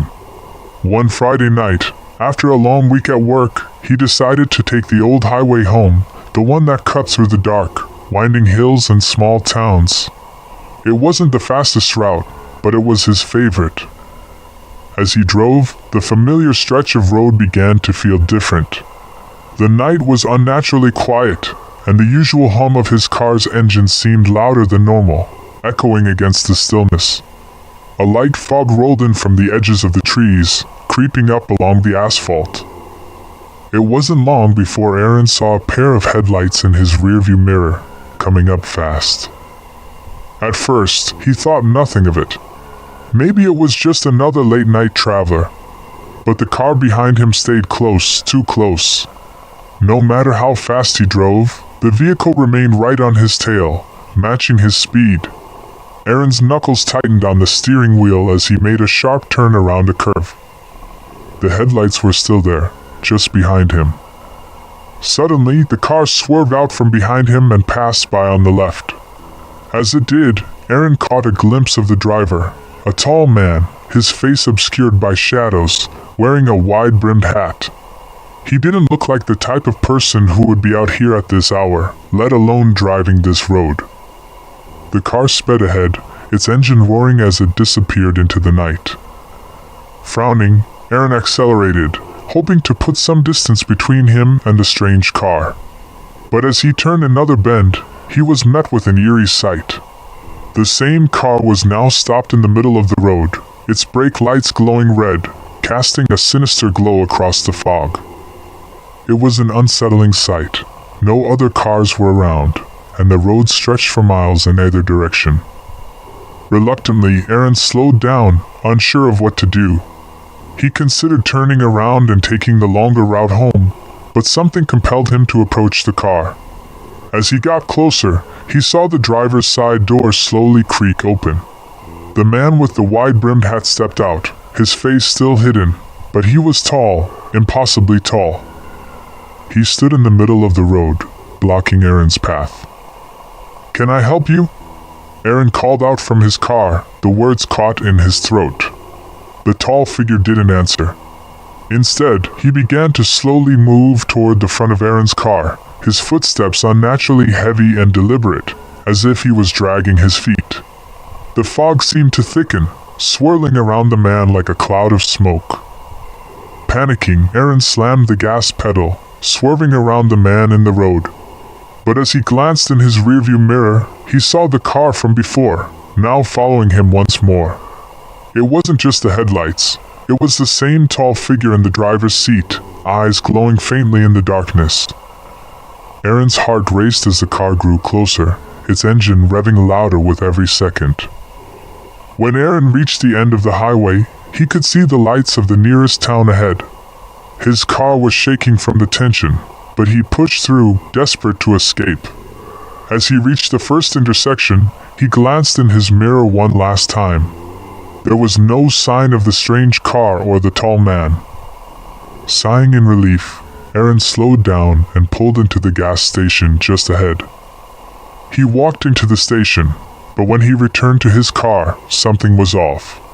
His rearview mirror had been sheet was empty, but there was a note stuck to the window, a simple message, written in dark ink, "We'll see you again." Aaron never drove that highway again, and the strange encounter haunted him for the rest of his life. No one ever believed his story, but every time he passed that stretch of road, the chill of that night returned, and he knew the man in the hat would be waiting. Story number 22, The Silent Dinner Party. Maggie had been invited to a dinner party at an old mansion on the outskirts of town. She didn't know much about the host, except that he was a wealthy businessman, new to the area. Her curiosity got the better of her, and though she felt a strange sense of unease, she decided to go. It was a Saturday evening, and the mansion was bathed in the soft glow of lanterns lining the driveway as Maggie pulled up to the front gates. As she walked up the grand staircase to the entrance, Maggie felt a sudden chill in the air. The door opened before she even had a chance to knock, revealing a tall man with a perfectly groomed mustache and a warm smile. "Welcome, Miss Thompson. We're so glad you could join us," he said in a deep voice. His eyes, however, didn't match the cheerfulness of his words. There was something cold, almost calculating in his gaze, but Maggie smiled politely and followed him inside. The interior of the mansion was extravagant, decorated with antiques and old paintings that seemed to watch her every move. The dining room was grand, a long, polished table set for 12, with delicate china and crystal glasses. The air was heavy with the smell of rich food, but strangely, there was no sound, no clattering of dishes, no voices. The other guests sat silently at the table, all of them dressed in formal attire, their faces blank, almost lifeless. "Please take a seat," the host said, gesturing toward an empty chair at the far end of the table. Maggie sat down, her nerves on edge as she looked around. Everyone else was still, staring straight ahead as if they were waiting for something. The man at the head of the table raised a glass, and without a word, everyone followed suit, clinking their glasses together in perfect unison. The meal began, but Maggie couldn't shake the feeling that something was wrong. The guests continued to eat in silence, their movements stiff, robotic. Every now and then, she caught one of them glancing at her from the corner of their eyes. It wasn't a welcoming look, it was more like an evaluation, a judgment. As the night went on, Maggie started to feel trapped. She couldn't leave. Something inside her wouldn't let her. She felt as though the mansion itself had a grip on her. The host remained calm and collected, though his eyes never left her, following her every movement. The conversations she tried to start were met with nothing but silence. It was as if the guests weren't allowed to speak. Then, just as Maggie reached for her wine glass, the host suddenly stood up, raising his hands to signal the end of the meal. The guests slowly rose from their seats, still eerily quiet, and one by one they filed out of the room. The man walked toward Maggie and stood in front of her, his cold gaze now fixed on her with unsettling intensity. "I'm afraid you've overstayed your welcome, Miss Thompson," he said softly. Before she could react, he motioned to the door, which opened on its own, revealing nothing but darkness beyond. Maggie stood up, her heart racing, and as she moved to leave, she noticed that the guests were still there, standing at the end of the hallway, watching her with lifeless eyes. Maggie never made it to the door. The moment her foot crossed the threshold, the mansion seemed to swallow her whole, and the doors slammed shut behind her. The host smiled as he watched the last of the guests disappear into the shadows, their eyes following him. Maggie's absence was never explained. The mansion was empty, and her invitation remained in the mailbox, unanswered and forgotten. Story number 23, The Last Bus Stop. Late one evening, Daniel found himself waiting at a bus stop on the outskirts of town. It had been a long day of work, and he had missed the last few buses. The sky had darkened, and the cold wind sent chills up his spine. He checked his watch, 11:45 p.m. The last bus should have passed by already, but there was no sign of it. As he stood there, a sense of unease began to settle over him. The street was unusually empty, the only sound the soft rustling of leaves in the trees. No cars passed by, no streetlights flickered, just the silence of the night. Daniel was about to give up and start walking home when he heard the faint sound of a bus engine in the distance. Looking down the road, he saw the headlights of a bus appear, slowly moving toward him. It was an older bus, with a faded logo on the side, and the headlights were dimmer than usual. Daniel's eyes narrowed in confusion, but he was too tired to question it. He stepped forward as the bus slowed down and came to a stop in front of him. The doors opened with a soft hiss, but there was no driver in sight. Daniel hesitated for a moment, then shrugged. He had no other choice. The bus was there, and it was going somewhere. He stepped inside, and immediately, a sense of something being wrong settled over him. The interior was old, with cracked leather seats and a musty smell. But the strangest part was the passengers. The seats were occupied by people, but none of them were moving. Their faces were pale and lifeless, their eyes staring blankly ahead. Daniel glanced at them, uneasy, but no one made any attempt to acknowledge him. He found an empty seat in the back and sat down, feeling the eyes of the other passengers on him, though none of them ever turned to look. As the bus began to move again, Daniel realized they were traveling down unfamiliar roads. The streetlights were fewer now, and the buildings outside seemed to blur together, as if they were part of some dream. The bus continued on its way, never stopping, even as Daniel could feel the tension building. The silence on the bus was unbearable. "Excuse me," Daniel called out to the nearest passenger, a woman sitting in the seat across the aisle. She didn't respond. He tried again, louder this time, but still no answer. His heart began to race as he stood up and moved toward the front of the bus, searching for the driver. But there was no driver, just an empty space where one should have been. The bus seemed to stretch on endlessly, as if time itself had stopped. The passengers remained motionless, their eyes now fixed on him, their faces pale and ghostly. Panic set in as Daniel ran to the doors, trying to open them, but they wouldn't budge. It was as if the bus had locked him inside. Hours, or maybe minutes, passed before the bus finally came to a stop. Daniel didn't know where they were, but it was dark, and the air felt cold and still. He was the only one left on the bus, surrounded by the silent figures of the other passengers. The doors opened, and he stepped off the bus, but the street was empty. No buildings, no people, just a desolate wasteland stretching into the distance. And then, as he looked back, the bus was gone, vanished into thin air. Daniel never made it back home. He was never seen again, and the bus stop, where he had waited for so long, remained empty, waiting for the next unsuspecting traveler. Story number 24, The Silent Auction. Sarah had always been fascinated by old, mysterious places, and when she heard about a private auction being held in a mansion on the outskirts of town, she couldn't resist. The invitation was exclusive, one of those rare opportunities to see things that most people would never get the chance to.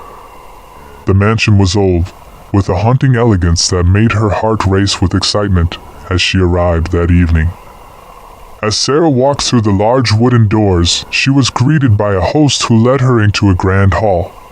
The air was thick with the scent of antique wood and candle wax, and the low murmur of other guests filled the space.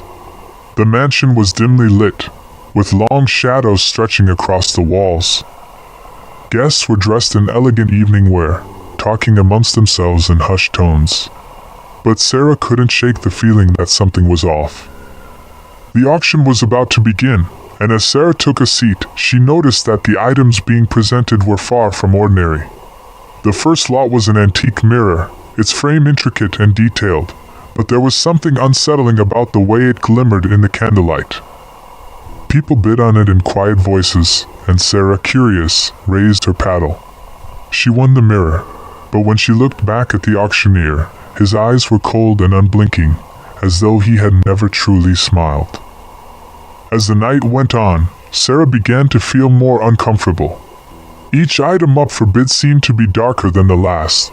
Paintings of eerie landscapes, sculptures that seemed to twist and distort when she wasn't looking directly at them.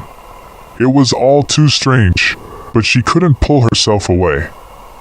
Her paddle was raised again and again, bidding on things she didn't need, as if some force were pushing her to buy them. Eventually, Sarah was the last one left in the room. Most of the guests had already left, but she remained fixated on the final item, an old wooden chest. The auctioneer spoke in low, almost hypnotic tones, describing it as a prized possession. With no one else left to bid, Sarah found herself raising her paddle once more, and the auctioneer smiled at her, a knowing smile. The chest was delivered to her immediately after the auction ended. As she walked back to her car, Sarah felt a sense of unease growing in her. The mansion had emptied, leaving her to face the long, dark road back to the city. When she arrived at home, she placed the chest in her living room, wondering what was inside. The wood was smooth but strangely cold to the touch, and as she ran her hand along its surface, she thought she heard a faint whispering coming from within. Late that night, after hours of trying to ignore the strange sensation, Sarah opened the chest. Inside, there was nothing but a single piece of paper, yellowed with age. She unfolded it slowly, and as her eyes scanned the words, her breath caught in her throat. The paper read, "The price for curiosity is your soul." Before she could react, the room went cold, and the shadows in her home seemed to grow darker, pressing in on her from all sides. Suddenly, she heard a loud knock at the door, followed by the unmistakable sound of footsteps on the wooden floor behind her. Sarah spun around, but there was no one there. The lights flickered, and the door creaked open. She heard whispers, voices she recognized, but no one was in the room. Her heart pounded as the air became thick with an overwhelming sense of dread. The next morning, Sarah's neighbors found her apartment empty. Her belongings were gone, the chest still sitting in the living room, untouched. No one had seen her leave, and there were no signs of a struggle. It was as if she had simply vanished. The mansion where the auction had been held was now abandoned, the once grand building now decaying and forgotten. And the chest? It disappeared, too, leaving only the echo of its warning to those who dared to look too closely. Story number 25, The Midnight Caller. One quiet evening in late autumn, Adam was driving home after a long day at work. The road was winding, the trees stripped of their leaves, leaving the branches to scrape against the sides of his car as he drove past. The air was cool, the sky a soft shade of gray. He didn't mind the drive. It gave him time to clear his mind. But tonight something felt different. There was an unsettling stillness in the air, and he couldn't shake the feeling that he was being watched. As Adam turned onto the familiar road that led to his neighborhood, his phone buzzed with a message. Glancing at the screen, he saw it was from his friend, Ben. The message was simple: "Call me when you get home. Something weird is going on." Adam frowned, but he didn't think much of it. Ben had always been a little on edge, prone to exaggeration. He pulled into his driveway and parked, then grabbed his phone to return Ben's call. But before he could hit the dial button, the phone rang, an unknown number flashing on the screen. Adam answered without thinking, his curiosity piqued. "Hello?" he said, but the line was silent. A long pause. Just when he was about to hang up, a voice finally came through, soft, almost a whisper. "I see you," the voice said, barely audible but chilling. "I've been waiting." Adam's stomach dropped. He looked around, but the street was quiet, the houses dark. The voice continued, "You shouldn't have come back." Adam's heart began to race. He had no idea who this could be, but he knew something was wrong. His mind raced. The voice sounded familiar, but he couldn't place it. "Who is this?" he demanded, his voice shaking.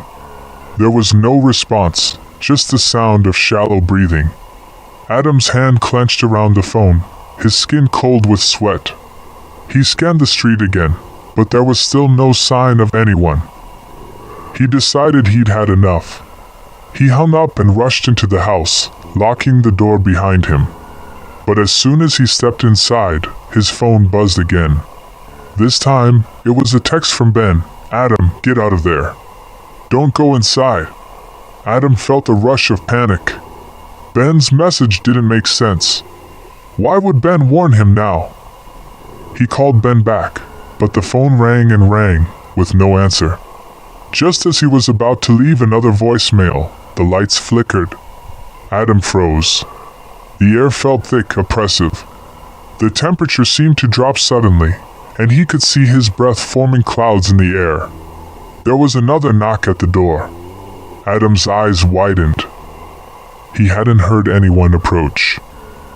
He approached the door cautiously, peeking through the peephole. But there was nothing. No one was there.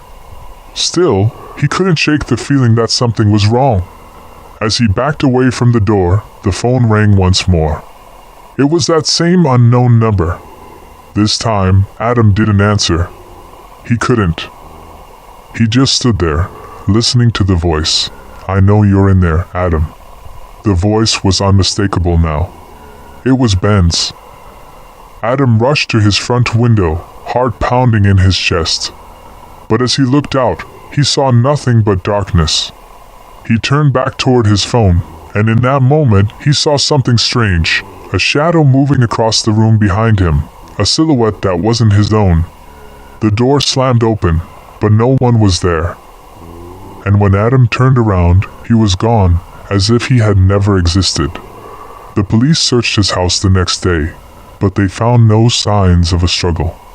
The only thing they discovered was the phone on the floor, still ringing with the unknown number. Story number 26, The Abandoned Chapel. In a small, quiet town in the middle of nowhere, there stood an old chapel.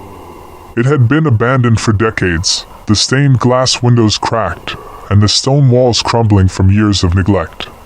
Despite its eerie, rundown appearance, locals often spoke of the strange happenings that occurred around it, especially on stormy nights. Everyone knew not to go near the chapel after dark, But Emily, a curious young woman who had recently moved to the town, didn't heed the warnings. Emily had heard the rumors from her new neighbors, stories of strange lights flickering inside the chapel at night, whispers carried by the wind, and even shadows that moved behind the broken windows. But she wasn't one to believe in superstitions. Intrigued, she decided to visit the chapel one evening, wanting to see for herself if the stories were true. As she approached the chapel, the temperature seemed to drop suddenly, and the sky above turned dark and overcast. She hesitated for a moment, feeling a chill run down her spine, but she shook it off. Emily crossed the threshold of the chapel's gate, the rusty metal creaking as she pushed it open. The air was thick with dust, and the scent of mildew lingered. The church was silent, but there was something unnerving about the stillness. She made her way inside, the floorboards creaking under her weight.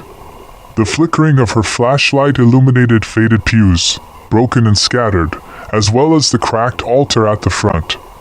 It looked as though no one had set foot in the chapel for years, yet Emily felt the overwhelming sense that she was not alone. She took another step and then stopped. A faint sound echoed through the room, a whisper. She turned quickly, but there was no one there. She chalked it up to the wind, but the unease lingered. Emily continued to explore, walking down the aisle towards the altar. As she neared the front, she saw something strange. In the dim light, it appeared as though the walls were moving, or perhaps it was just the shadows playing tricks on her mind. The whispering grew louder, clearer now, and it wasn't just one voice. It was many, all murmuring in unison. The hairs on the back of her neck stood up. Suddenly, the temperature dropped even further, and Emily could see her breath in the air. The whispers turned into distinct words, and she could make out a name, her own. Emily. Emily, come closer. Her heart raced, her instincts telling her to run, but her feet were rooted to the floor. She had to know what was happening. Against her better judgment, she took another step forward. As she reached the altar, the whispers stopped. The room fell silent once again, but it wasn't a peaceful silence. Emily felt a presence, something cold and watching. The air felt heavier now, almost suffocating. She turned to leave, but as she did, the doors slammed shut, trapping her inside. Panic gripped her chest as she struggled to open them, but they wouldn't budge. Out of the corner of her eye, she saw something move, something dark and formless, creeping across the floor toward her. She backed away, her breath quickening, but the figure followed her every move. You shouldn't have come, the voice whispered again, now right behind her. She spun around, but there was no one there, only the oppressive darkness. In a frantic attempt to escape, Emily rushed toward the back door, but as she reached for the handle, a cold hand grabbed her wrist. She screamed, but the sound was swallowed by the chapel's walls. When the townspeople arrived the next morning, they found the chapel empty, the doors wide open, and Emily's flashlight lying on the steps outside. No trace of her remained. The only thing they found was a single piece of paper, with the words she never left written in ink, as if someone, or something, had been waiting for her to arrive. Story number 27, The Unseen Passenger. It was a crisp autumn evening when Sarah decided to take a late-night drive along the winding backroads just outside of town. She had been feeling cooped up lately, and the thought of a peaceful drive through the countryside seemed like the perfect way to clear her head. The headlights of her car cut through the darkness, casting long shadows on the trees that lined the road. The radio played softly, the only sound accompanying her journey. Sarah had driven this road countless times before, but tonight there was something different about it. It felt as though the air was thicker, and the night seemed unusually quiet. She shrugged off the feeling, chalking it up to her overactive imagination. However, as she passed a particularly dark stretch of the road, something caught her eye. In her rearview mirror, a faint reflection of a figure appeared in the back seat of her car. At first, Sarah assumed it was a trick of the light, perhaps the shadow of a tree or something else in the environment. But when she glanced again, the figure was still there. It looked like a person, sitting quietly in the back seat. Her heart skipped a beat. That's impossible, she thought. I'm alone. She quickly checked the rearview mirror again, and this time, there was nothing. Shaking her head, she told herself it was just fatigue playing tricks on her. But as she continued driving, the unease settled back into her chest. The car felt colder now, and despite the fact that she was the only one in the car, she could have sworn she felt a presence beside her, like someone was sitting right behind her, just out of sight. As Sarah pressed on, she noticed the road seemed to stretch endlessly, the familiar turns she had taken so many times before now feeling foreign and unsettling. The trees on either side of the road appeared to close in, blocking out most of the moonlight. She tried to shake off the feeling, but the sense of being watched only grew stronger. The strange figure in the rearview mirror had started to feel less like a figment of her imagination and more like a real presence. Suddenly, she heard a soft rustling sound from behind her, like the movement of clothing. Her pulse quickened, and she swerved slightly, but there was no one there when she looked back. Still, the feeling of being watched didn't go away. It was as if the person was right behind her, their breath cold against the back of her neck. Stop it, Sarah. Just stop. You're fine, she muttered to herself, trying to calm down. The road began to bend again, and Sarah's headlights illuminated something strange ahead. The figure in the rearview mirror appeared again, this time clearer than before. It was a man, his features obscured by the shadows. He wasn't moving, but he was unmistakably there, sitting still, staring straight ahead. Sarah's hands gripped the steering wheel, her knuckles turning white. This time, she didn't even look away, her gaze fixed on the mirror. Out of nowhere, the man's voice cut through the air, his words sharp and chilling. You shouldn't have come here.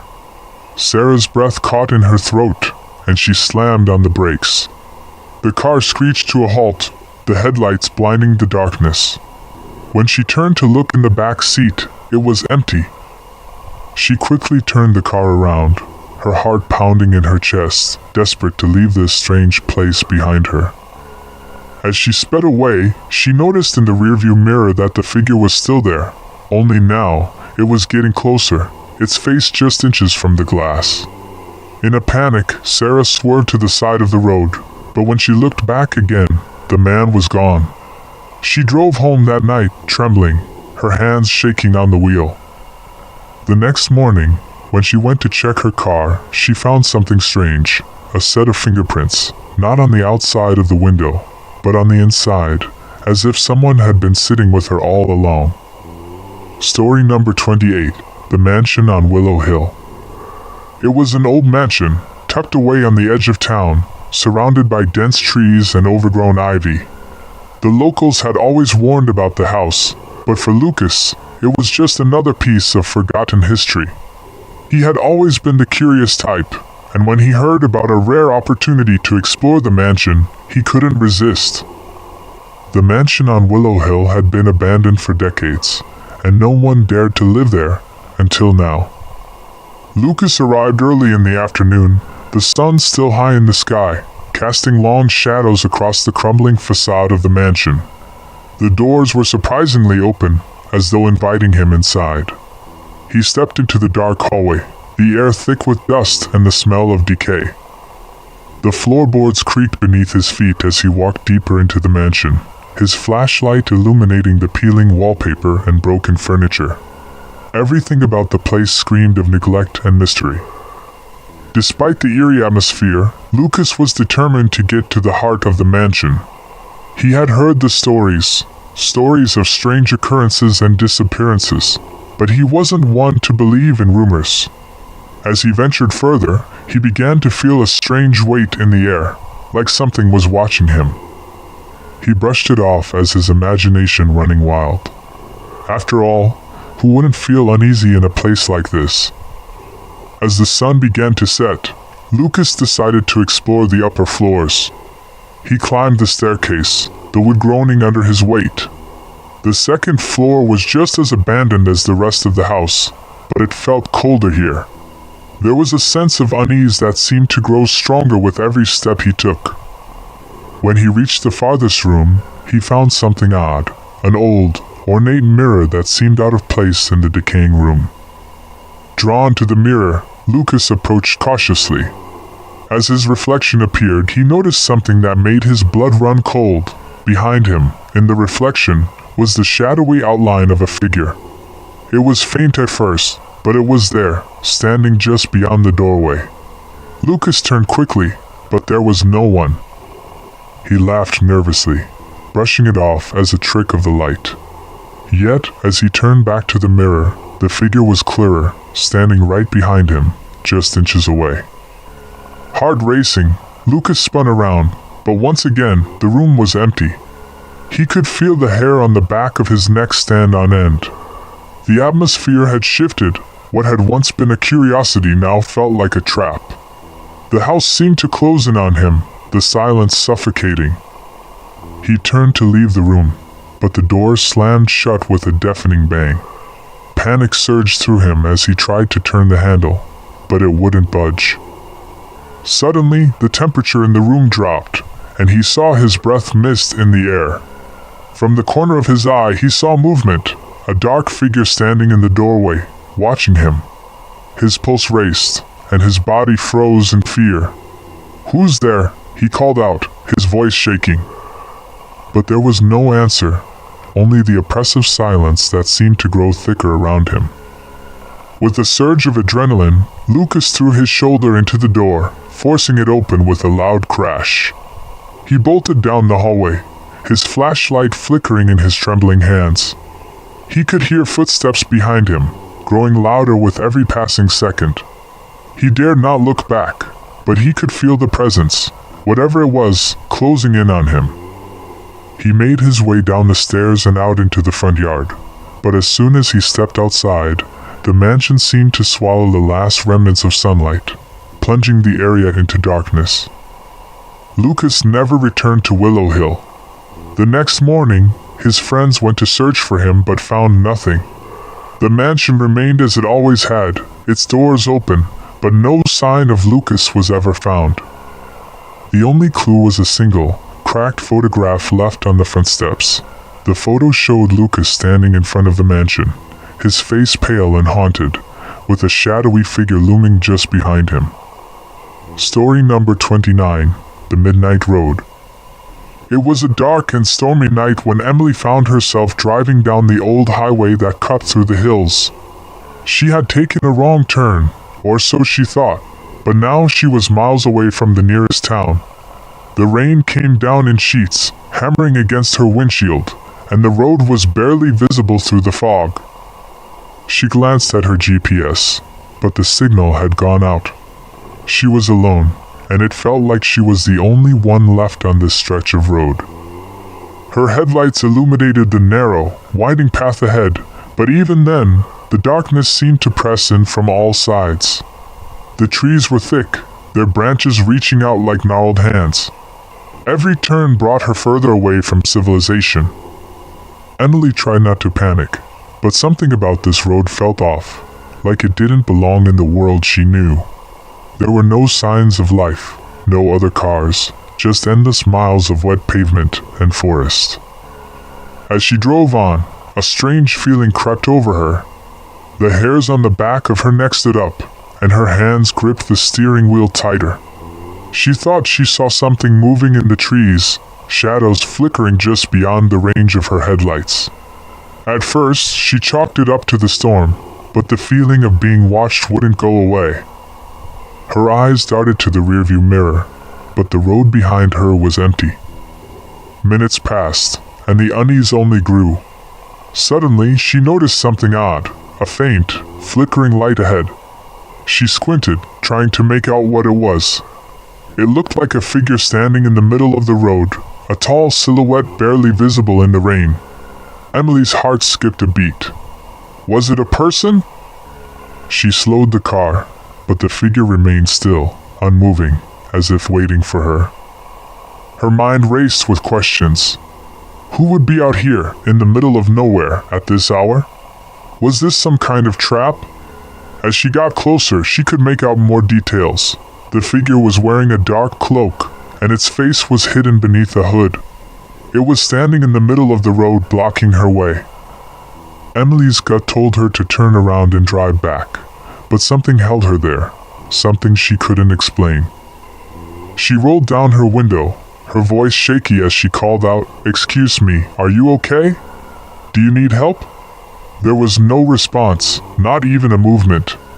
Just a stillness that felt unnatural. A chill ran through her as she pressed the horn once, but the figure didn't flinch. It simply stood there, motionless, as if frozen in time. Emily's breath quickened, and she began to reverse the car, turning it around as fast as she could. But before she could even put the car into drive, a loud bang echoed through the night. Her car jolted, and the tires screeched against the wet road. Something had hit her car. She looked in the rearview mirror, but the figure was gone. It was as if the shadow had never existed. The silence that followed was almost unbearable. Emily's hands shook as she pressed down on the gas, her eyes darting around in fear. She could feel her pulse pounding in her ears as she drove faster, desperate to get out of there. As she reached the end of the road, the rain began to let up, and the fog started to clear. Emily finally saw a street sign in the distance, signaling the turn to a nearby town. She breathed a sigh of relief. But when she passed the sign, her heart stopped.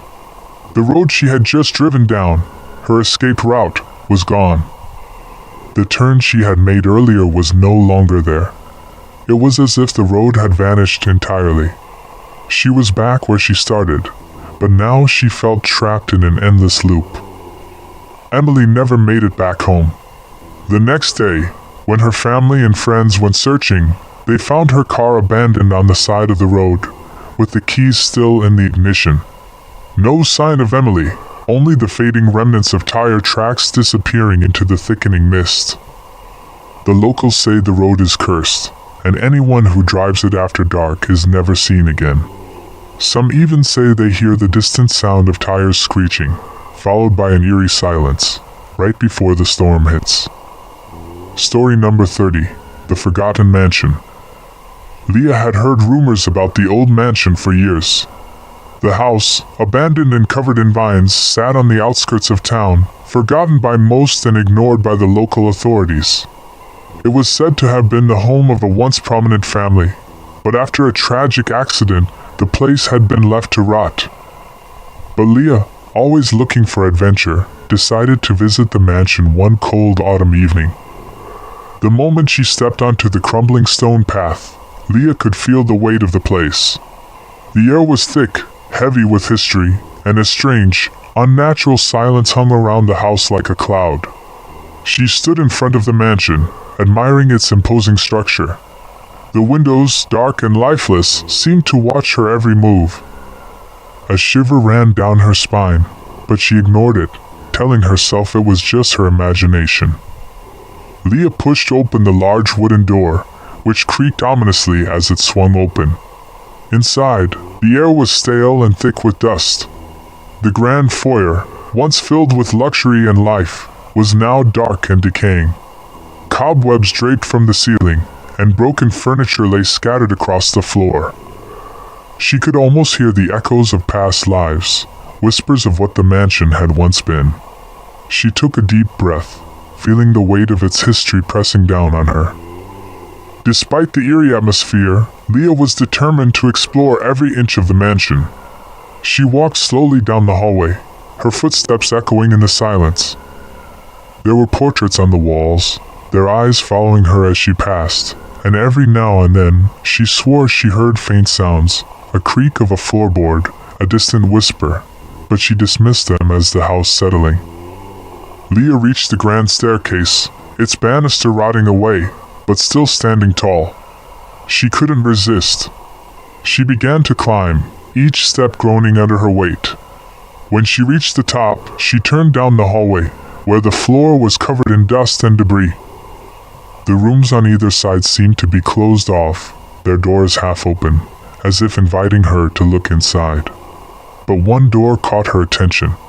It was completely shut, as if sealed for years. Compelled by curiosity, Leah slowly approached the door.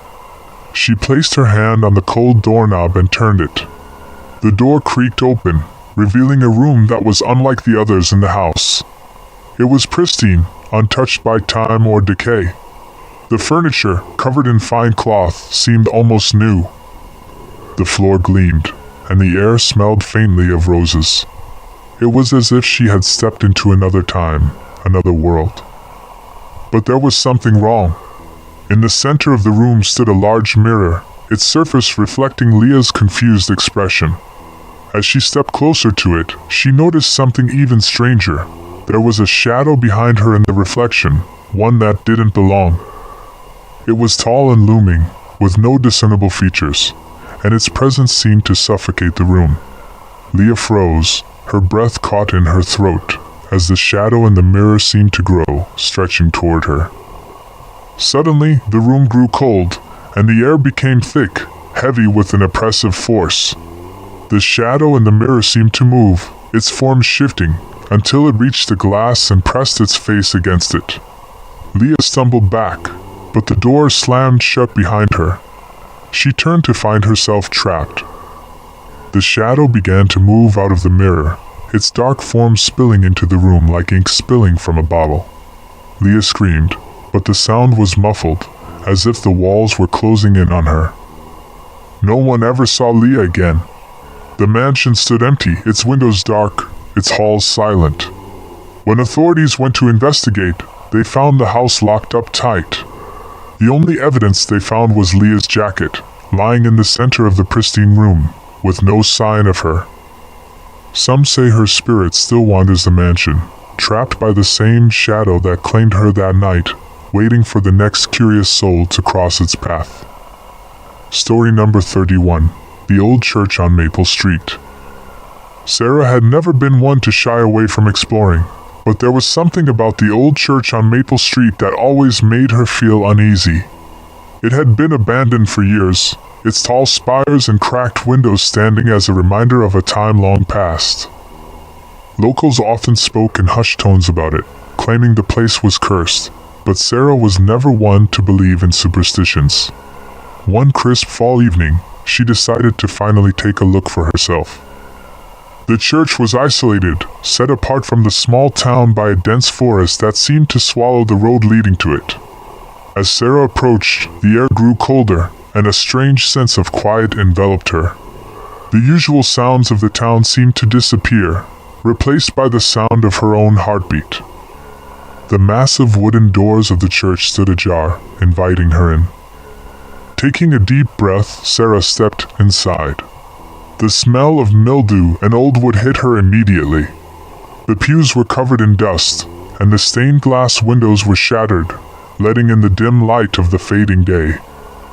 The altar at the front of the church was draped in thick cobwebs, and the entire place seemed frozen in time, as if it had been abandoned in the middle of a service. Sarah walked down the center aisle, her footsteps echoing in the silence. There was something eerie about the place, something she couldn't quite put her finger on. It wasn't just the dust or the decay.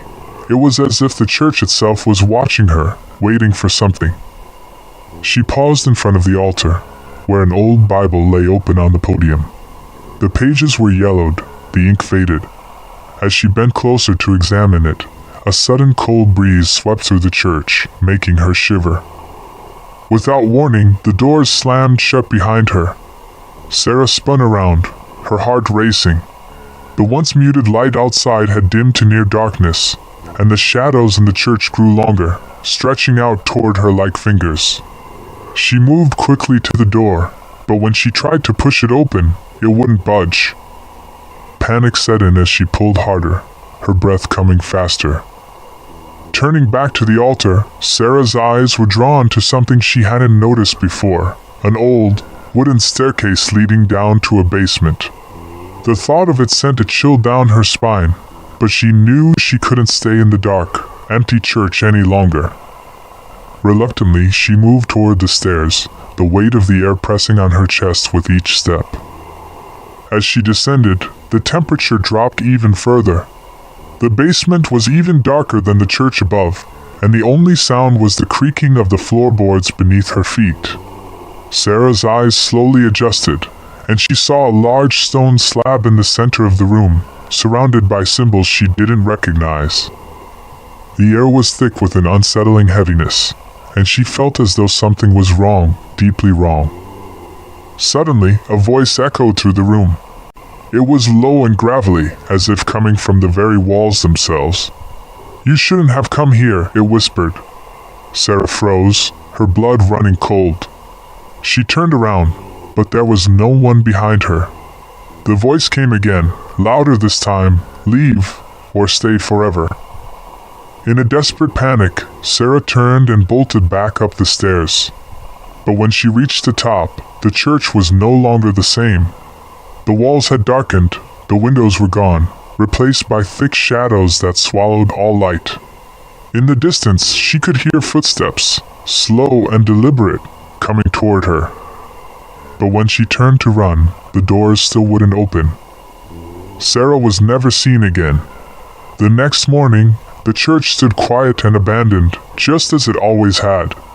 Some say that on quiet nights, you can still hear her desperate cries echoing through the air, and the shadows inside the church seem to move.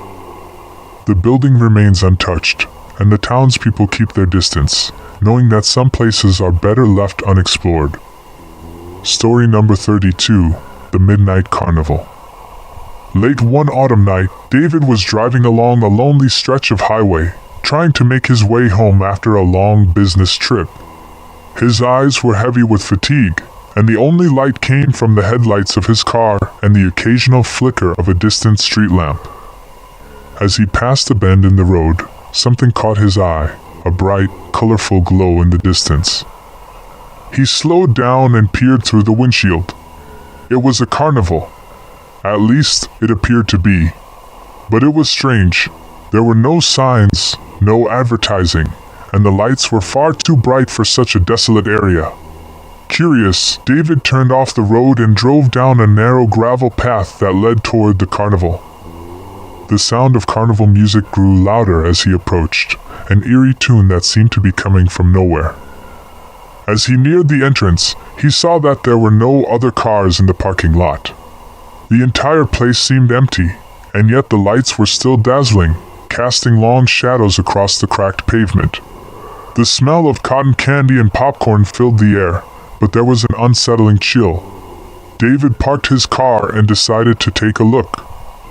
Walking through the gate, he noticed that the carnival was oddly silent. There were no children running around, no excited voices, just the music and the flickering lights. The tents and booths were in perfect condition, as though they had just been set up, but the absence of people felt wrong. He wandered deeper into the grounds, his footsteps crunching on the gravel beneath him. At the far end of the carnival, David spotted a large, old-fashioned carousel. It was spinning slowly, but there was no one on it. The horses moved in eerie synchrony, their painted faces twisted into strange, frozen expressions. As he got closer, David felt a shiver run down his spine. Something about the scene felt off, unnatural, like the carnival was stuck in time. Suddenly, David heard footsteps behind him.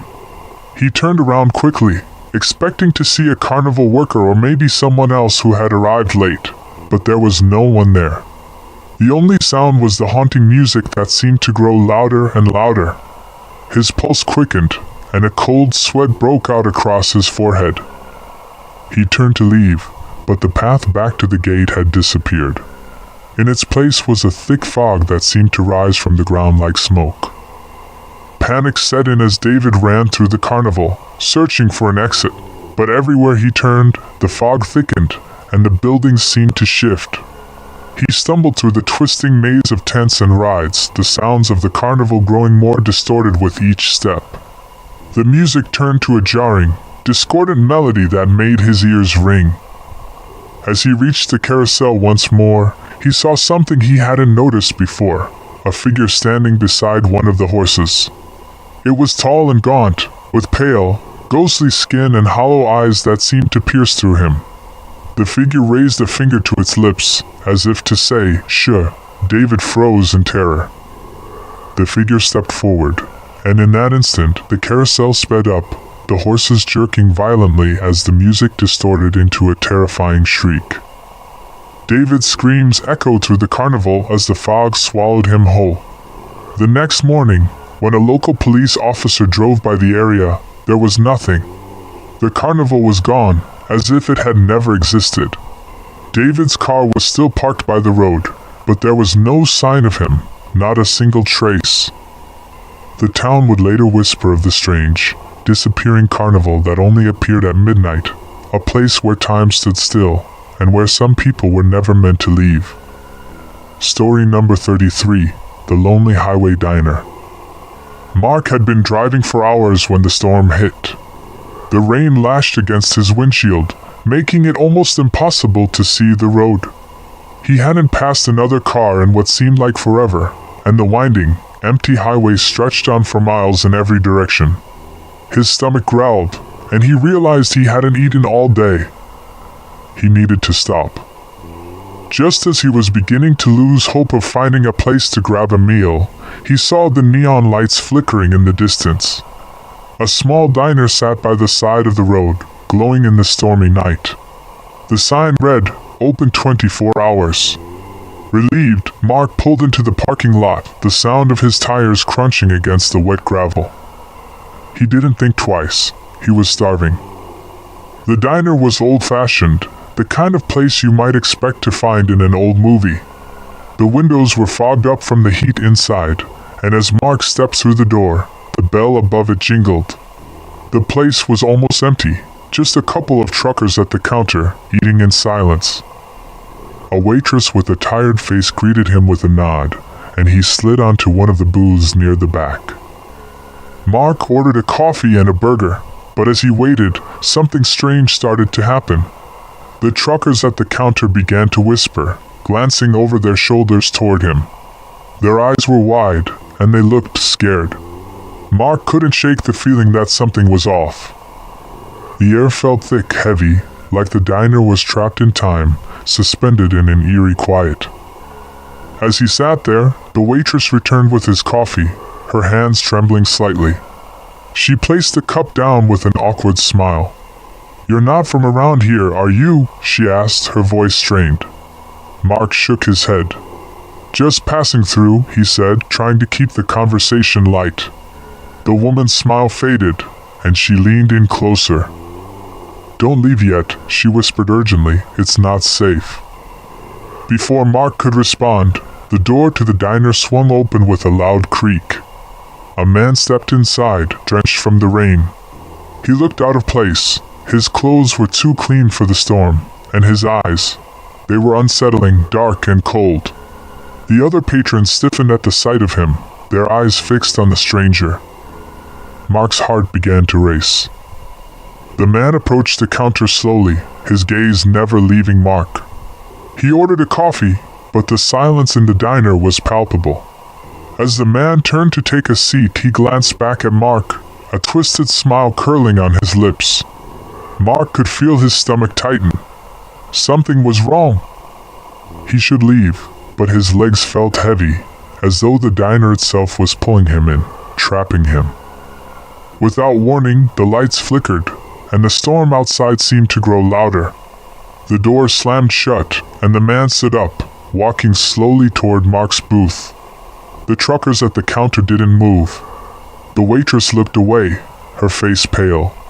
"You should have listened," she muttered under her breath, just loud enough for Mark to hear. Before Mark could stand up, the man was beside him. "I don't want any trouble," Mark said, his voice shaking. But the man only smiled wider, his teeth sharp and yellow. "Trouble?" he said softly. "No. It's not trouble you need to worry about." The last thing Mark saw before the lights went out completely was the man's cold, unblinking eyes as they stared into his soul. When the storm cleared the next morning, the diner was completely gone. The road was empty, no trace of the place ever having existed. Mark's car remained parked by the side of the road, the door left ajar, but there was no sign of him anywhere. The only thing left behind was the coffee cup he had ordered, still warm to the touch. Story number 34, The Silent Manor. Carla had always been drawn to the old manor on the edge of town. It had been abandoned for as long as she could remember, its once grand walls now cracked and covered in ivy.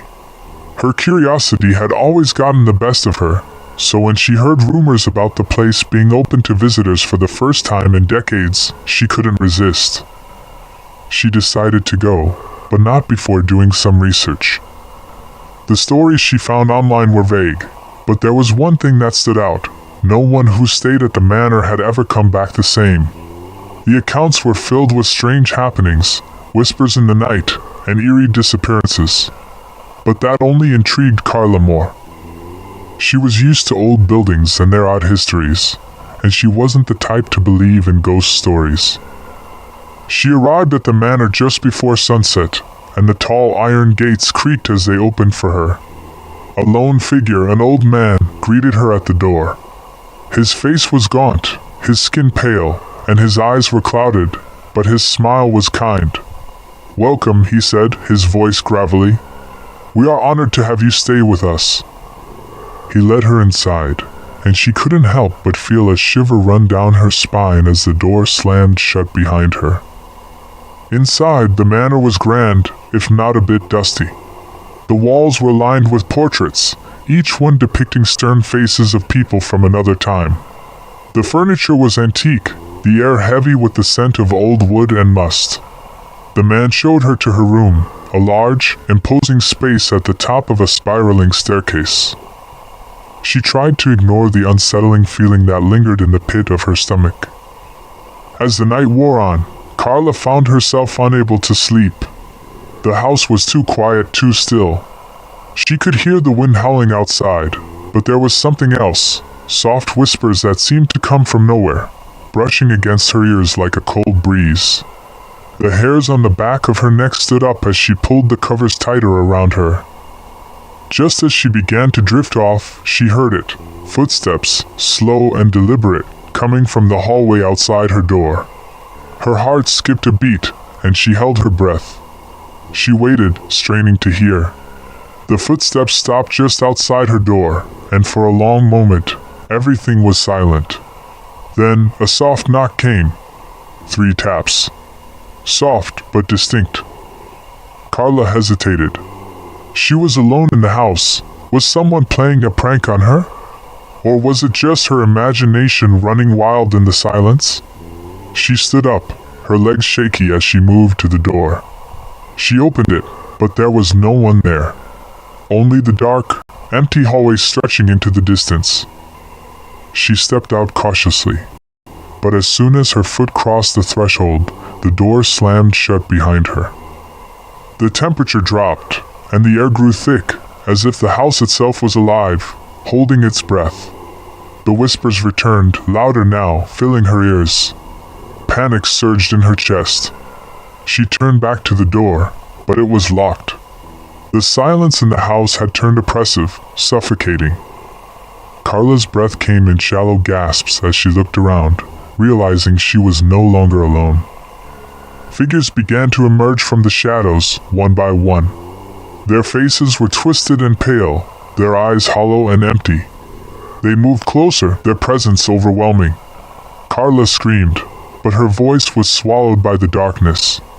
The figures closed in, and as the last of the light flickered out, the manor was silent again. Carla was gone, just another soul taken by the house, her disappearance a part of the manor's long and terrifying history. The next morning, the manor was just as it had been, quiet, still, and abandoned. No one came looking for Carla, and the rumors about the manor only grew stronger. But those who dared to approach it would only find the same thing, an empty house that had once been alive with dark whispers and restless spirits. Carla's name was added to the list of those who vanished without a trace, their stories lost to time and silence. Story number 35. The Party in the Old Mansion. Anna had always been invited to the most exclusive events, but when she received an invitation to a high society party at an old mansion on the outskirts of the city, she felt a sense of intrigue and excitement. The invitation was mysterious, simply a black envelope with gold lettering that read, "Join us for an unforgettable night." The rest of the details were vague, but Anna couldn't resist. She had to see what the buzz was all about. On the night of the party, she dressed in her finest attire and arrived at the mansion, a sprawling estate that seemed to stretch on forever.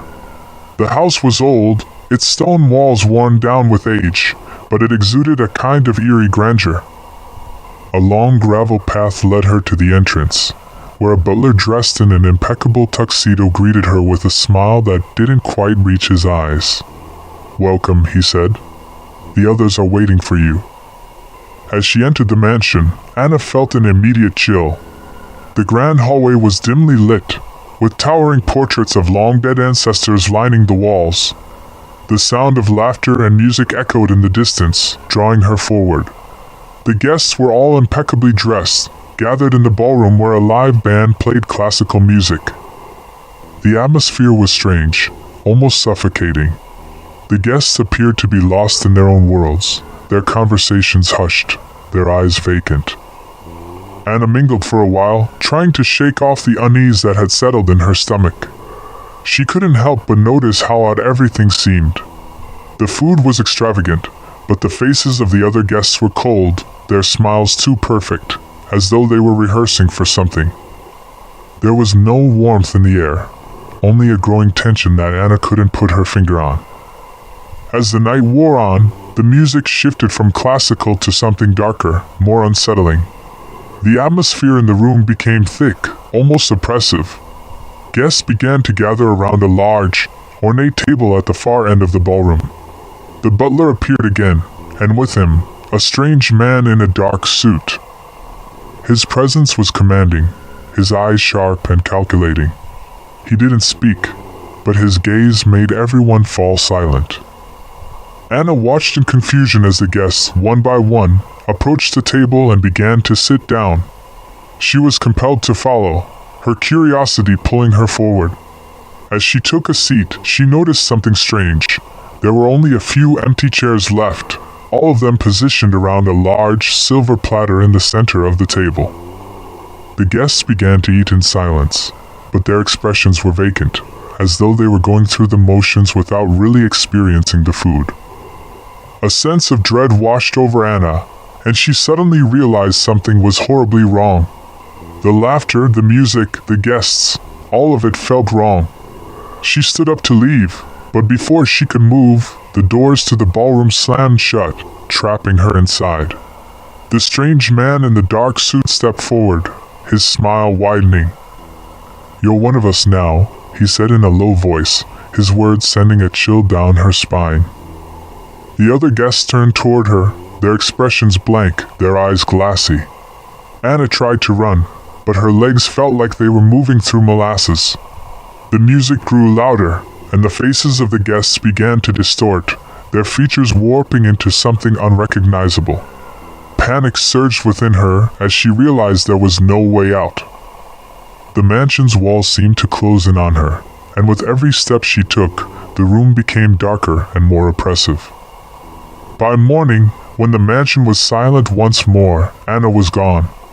No one outside the mansion had seen her leave, and no one had heard anything unusual. The grand party, the strange man, the eerie guests, all of it faded into whispers. Those who had attended the party continued their lives as if nothing had happened. But deep within the mansion, the invitation still awaited, always looking for its next guest to join the dark, never-ending circle of the mansion's cursed history. Story number 36. The Lonely Road at Midnight. Jake had been driving for hours when he realized that he had strayed off the main highway. The night was deep, and the empty road stretched ahead like a ribbon of darkness. The headlights of his car barely pierced the blackness, but he had to keep going. His GPS had failed miles ago, and he hadn't seen another car for what felt like an eternity. The only sound was the hum of his engine and the occasional creak of the tires against the asphalt. As he glanced at the clock, he saw that it was already well past midnight. The road seemed deserted, but he knew he needed to find somewhere to stop soon. The isolation was unnerving, but there was no turning back now. He could only hope to find a gas station or a diner before the fuel ran out. After a few more miles, Jake noticed a faint light in the distance. He sighed in relief, thinking he had finally found some sign of civilization. As he approached, he saw that it was a small, rundown motel tucked away at the edge of the road. A neon sign flickered above the entrance, casting an eerie glow. Despite its dilapidated appearance, it was better than nothing. Jake pulled into the parking lot and parked near the entrance. The building seemed older than he expected, with a cracked facade and a weathered sign that read "Welcome to the Roadside Motel." He grabbed his bag and walked toward the door. As he entered, the musty air hit him immediately. The lobby was dimly lit, and the only person inside was a woman behind the counter. Her expression was blank, almost mechanical. "Room for one?" she asked in a voice that barely sounded alive. Jake nodded, feeling uncomfortable under her gaze. She handed him a key without another word, and he took it, wondering if it was worth the stop. But exhaustion was setting in, and he decided to make the best of it. Jake made his way to his room, which was located at the far end of the motel. The hallway was eerily quiet, and the walls seemed to close in on him as he walked. The door to his room creaked as he opened it, and inside, the stale smell of old carpet and dust filled his nostrils. He quickly closed the door behind him and set his bag down. The room was sparsely furnished, with only a bed, a chair, and a small table. But he didn't care. He just needed sleep. As he lay in bed, the silence was almost suffocating. The wind howled outside, rattling the windows. Jake pulled the covers up to his chin and tried to relax, but something about the place didn't sit right with him. Every time he closed his eyes, he could hear faint whispers, as though someone was standing just outside his room. He sat up in bed, straining to listen. But when he opened the door, the hallway was empty. The sound stopped. Jake decided it was time to leave, but as he reached for his bag, the door slammed shut behind him. He turned quickly, his heart racing. The woman from the front desk was standing in the doorway, blocking his exit. Her face was pale, her eyes wide, and her lips barely moved when she spoke. "You can't leave," she whispered. Before Jake could respond, the lights flickered, and the room seemed to twist around him. The walls seemed to close in, the ceiling pressing down, and the air grew thick. Panic set in as the whispers grew louder, surrounding him from all directions.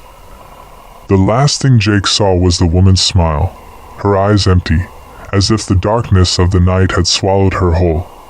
Then, with a final scream, he vanished.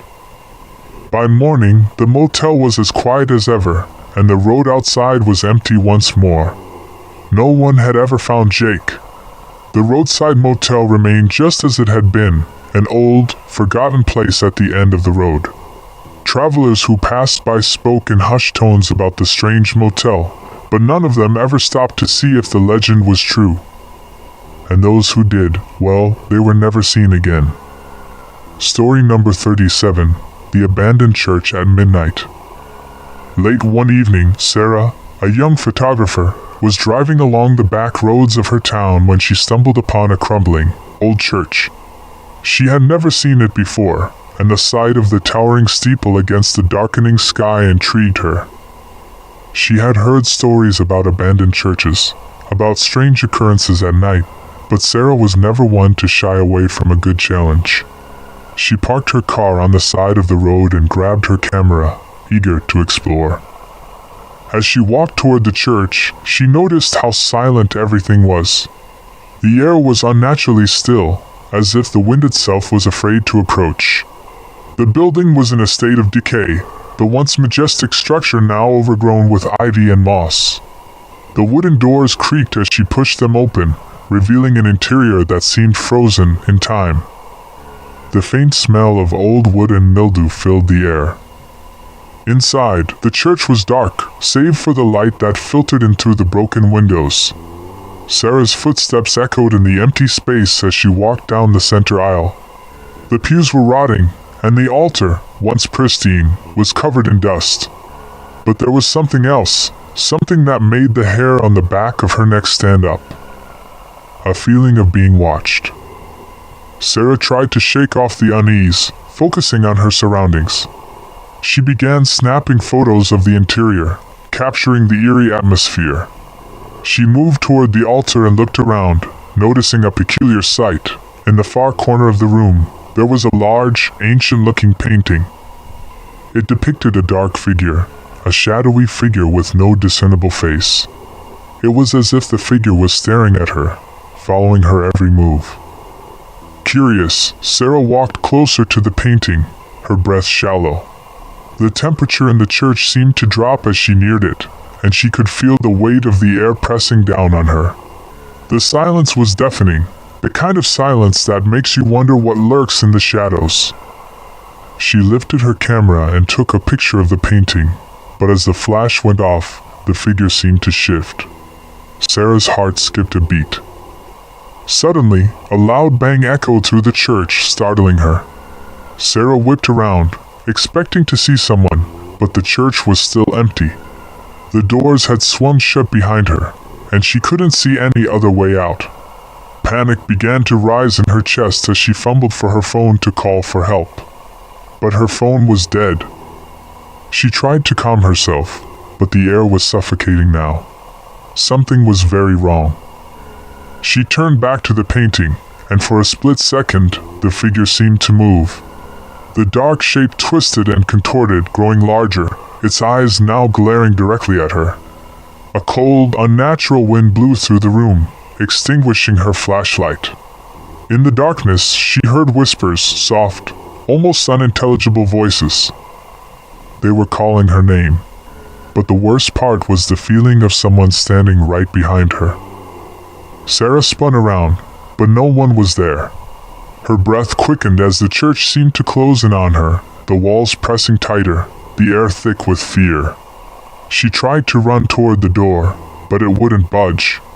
She slammed her shoulder against it, desperate to escape, but it was as if the church itself was holding her captive. The whispers grew louder, now accompanied by a deep, guttural growl. In the morning, when the first light of dawn illuminated the broken windows, the church was silent once more. Sarah's car sat abandoned outside, but there was no sign of her. Her camera, however, was found on the floor of the church, the lens cracked and the last photograph taken still visible on the screen. The image was of the painting, but now the figure's face was clear, and it was smiling. A smile that was not Sarah's. Story number 38. The Haunting at Elmsworth Manor. In the heart of the countryside, hidden behind thick woods and overgrown paths, stood Elmsworth Manor, an old mansion with a history shrouded in mystery. The locals often whispered about it, how strange things happened there, how no one ever seemed to stay for long. But when Nathaniel, a young historian, heard about the manor's eerie past, he couldn't resist. He was determined to uncover its secrets. So, one crisp autumn evening, he decided to spend the night inside. As he approached the manor, Nathaniel could feel the weight of its history pressing against him. The building loomed ahead, its windows dark and its stone walls cracked with age. It seemed as though the mansion had been frozen in time, untouched by the outside world. He entered through the front door, which creaked loudly in protest, and was met with a musty smell that hinted at decades of abandonment. The grand foyer was covered in dust, and the once beautiful furniture was now decayed and worn. Portraits of long-forgotten ancestors hung crookedly on the walls, their eyes seeming to follow him as he walked deeper into the house. Nathaniel felt a strange unease, but he brushed it off, attributing it to the building's age. He set up his equipment in the drawing room, planning to document the mansion's interior and its intriguing history. As the night grew darker, the house seemed to come alive with the sounds of creaks and groans. Nathaniel ignored them, focusing on his research. But then, the air shifted. He felt a cold draft brush against his skin, even though all the windows were shut. He looked up, and for a brief moment, he thought he saw a shadow dart across the hallway. His heart began to race, but he convinced himself it was nothing more than his imagination. Later that evening, while reviewing his photos, Nathaniel noticed something odd in one of the pictures. In the corner of the frame, just by the grand staircase, there was a figure, tall, draped in dark robes, with pale, featureless skin. His pulse quickened as he zoomed in on the figure, but it was gone when he checked again. Only the empty hallway remained. The cold sensation returned, this time stronger, and he could hear something, soft footsteps, like someone walking on the upper floor. Curious but also unnerved, Nathaniel decided to investigate. He made his way up the grand staircase, the floorboards creaking beneath his feet. The second floor was even more deteriorated, with peeling wallpaper and debris scattered about.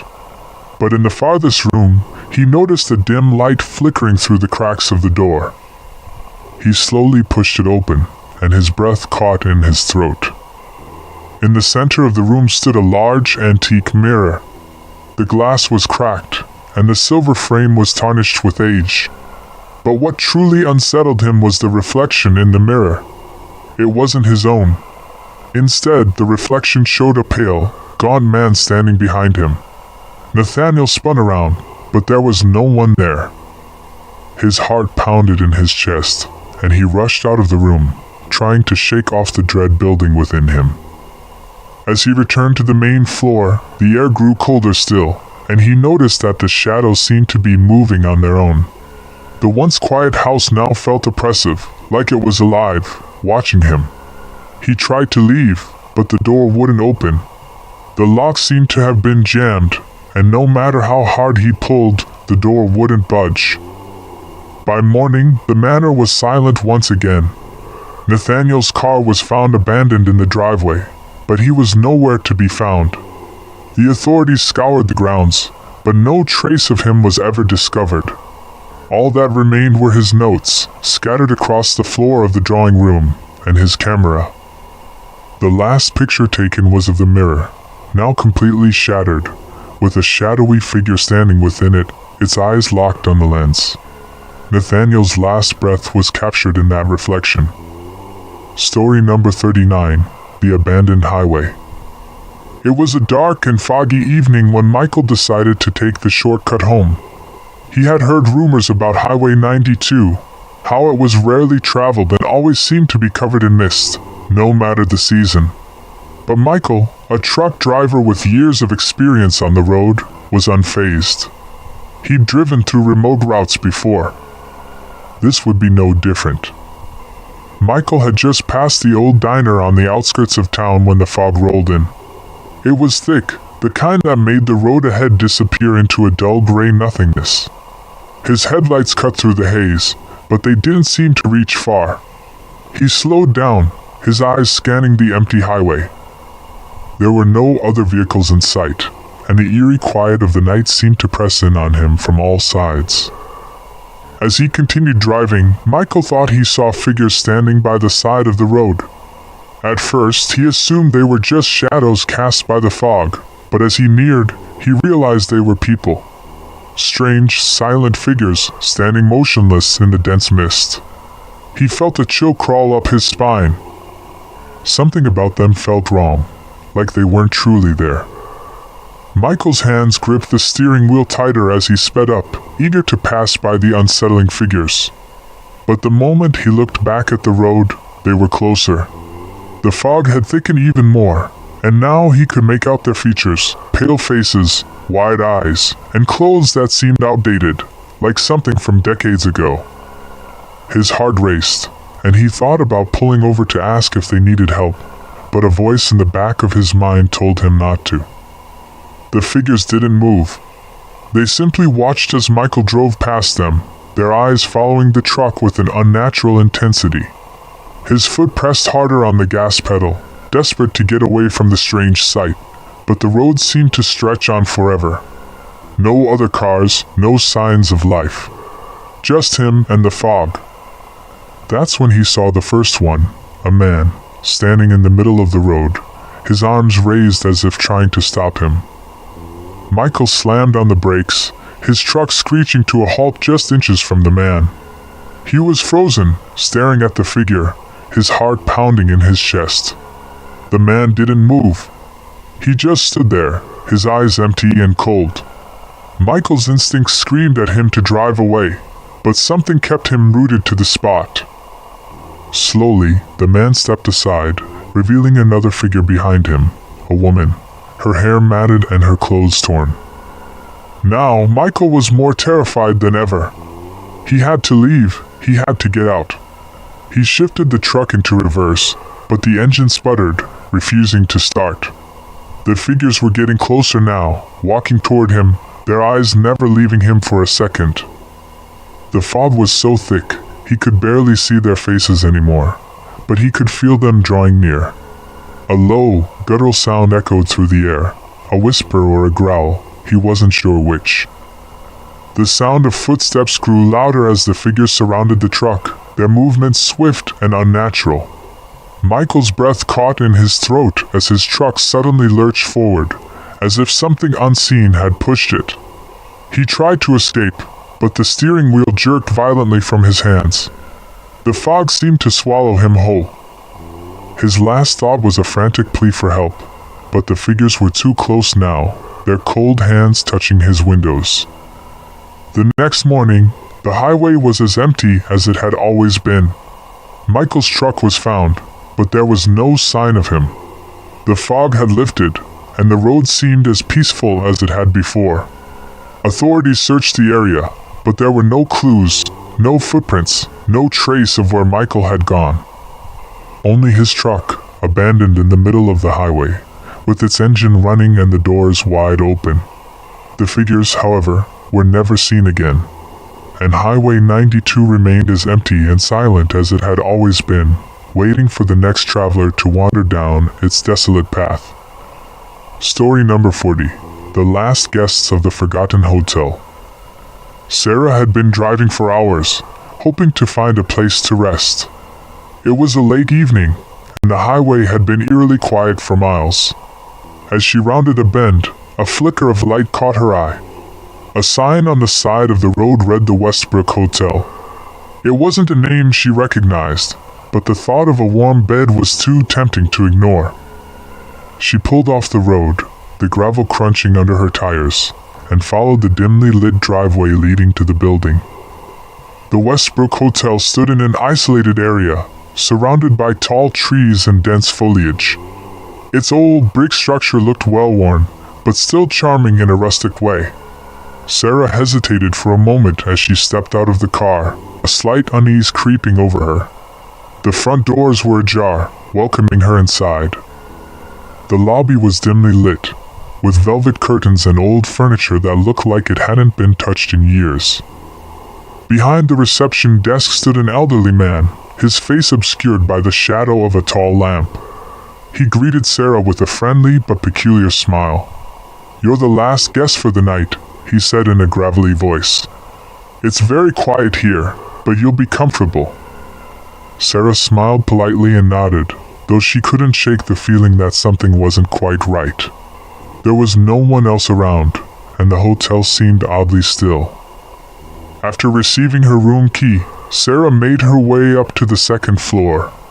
The hallway was long, the wooden floorboards creaking under her footsteps. As she walked past the rooms, she noticed that some of the doors were slightly ajar, as though they had been left open for years. The dim glow from the lights flickered occasionally, making her feel as though the hotel itself was holding its breath.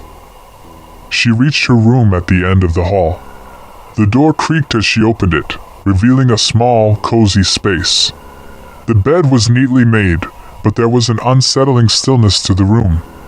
As Sarah set her bags down, she noticed a small note on the nightstand. It read, "The quiet is all that remains." She shrugged it off as a quirky detail, but something about the words lingered in her mind. That night, Sarah lay awake in bed, unable to shake the feeling that she wasn't alone. The hotel was silent, too silent, but every now and then, she thought she could hear faint footsteps outside her door. She told herself it was just her imagination, but the unsettling feeling grew stronger with each passing hour. She checked the clock. It was nearly midnight. Suddenly, there was a knock at her door. Sarah sat up in alarm, her heart racing. She hesitated before getting up to answer. When she opened the door, no one was there. Just the empty hallway. She stepped out into the corridor, calling out softly, "Hello? Is someone there?" There was no response. But as she turned to go back to her room, she felt a strange presence behind her. Turning quickly, Sarah saw a shadowy figure standing at the far end of the hallway, watching her. It was a man, dressed in an old-fashioned suit, but his face was hidden in darkness. Sarah's breath caught in her throat. The figure didn't move, but she could feel its gaze on her, cold and calculating. With a pounding heart, she retreated back into her room and slammed the door shut. The next morning, Sarah woke up to the sound of the hotel bell ringing in the lobby. She stepped out of her room, only to find the entire hallway empty. No sign of the man she had seen the night before. She hurried downstairs to check out, but when she reached the front desk, the elderly man was gone. The reception area was deserted. On the counter, there was a small piece of paper with the same cryptic message: "The quiet is all that remains." Sarah's heart raced as she turned to leave. She noticed that the front door, which she had opened the night before, was now locked tight, as if it had never been touched.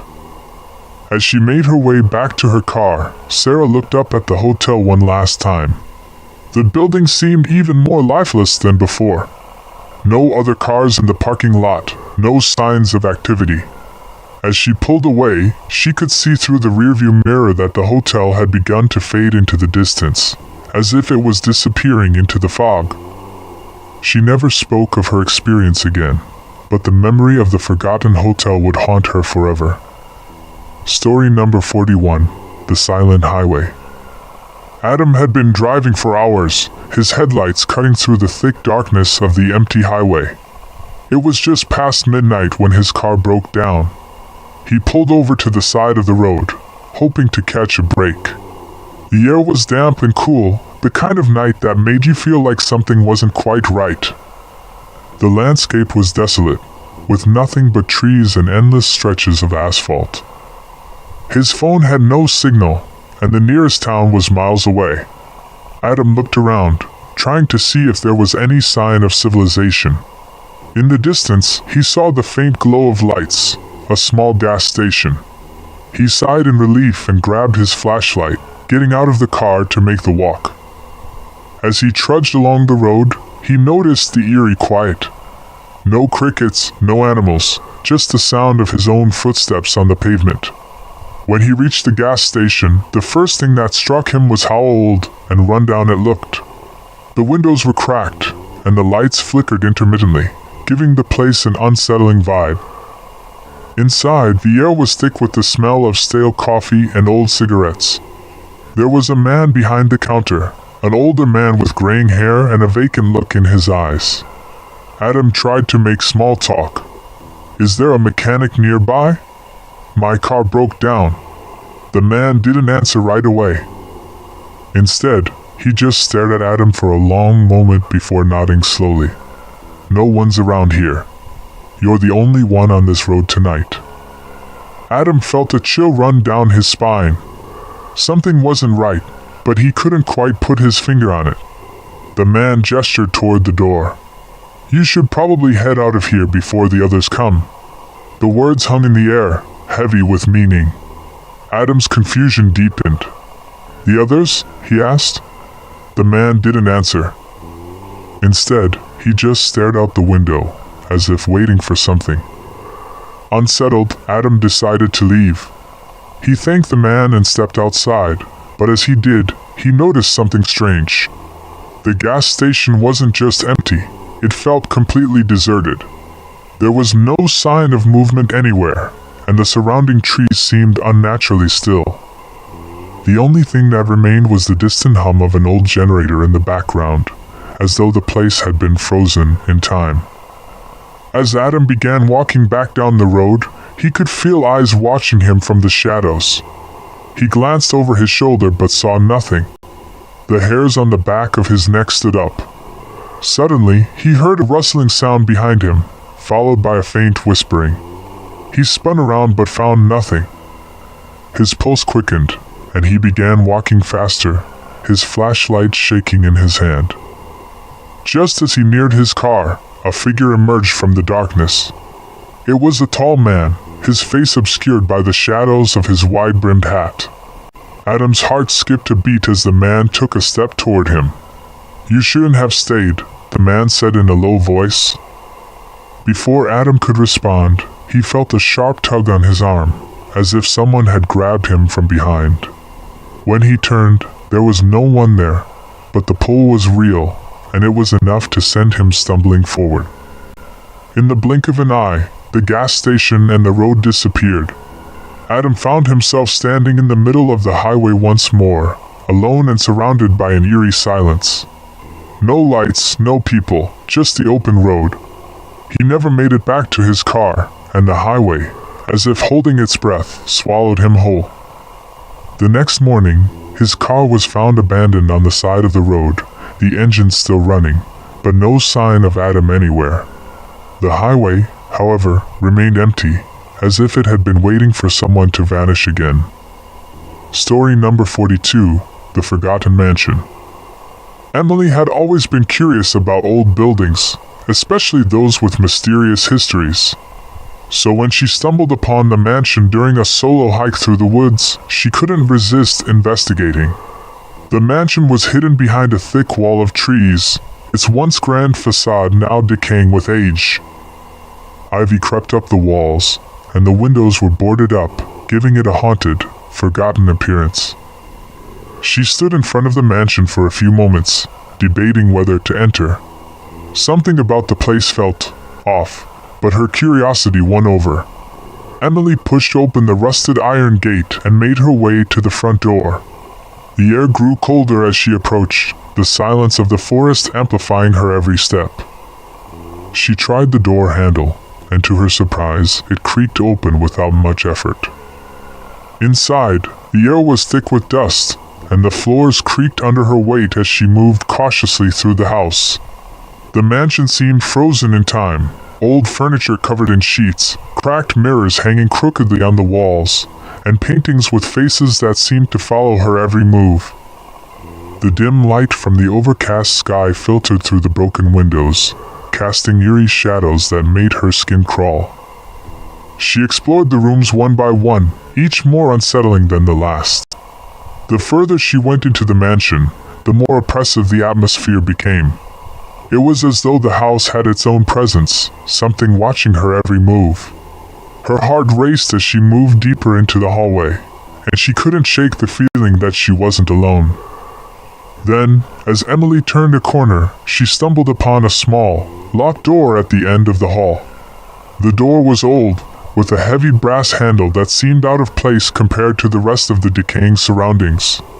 She reached for it, and to her surprise, it opened easily.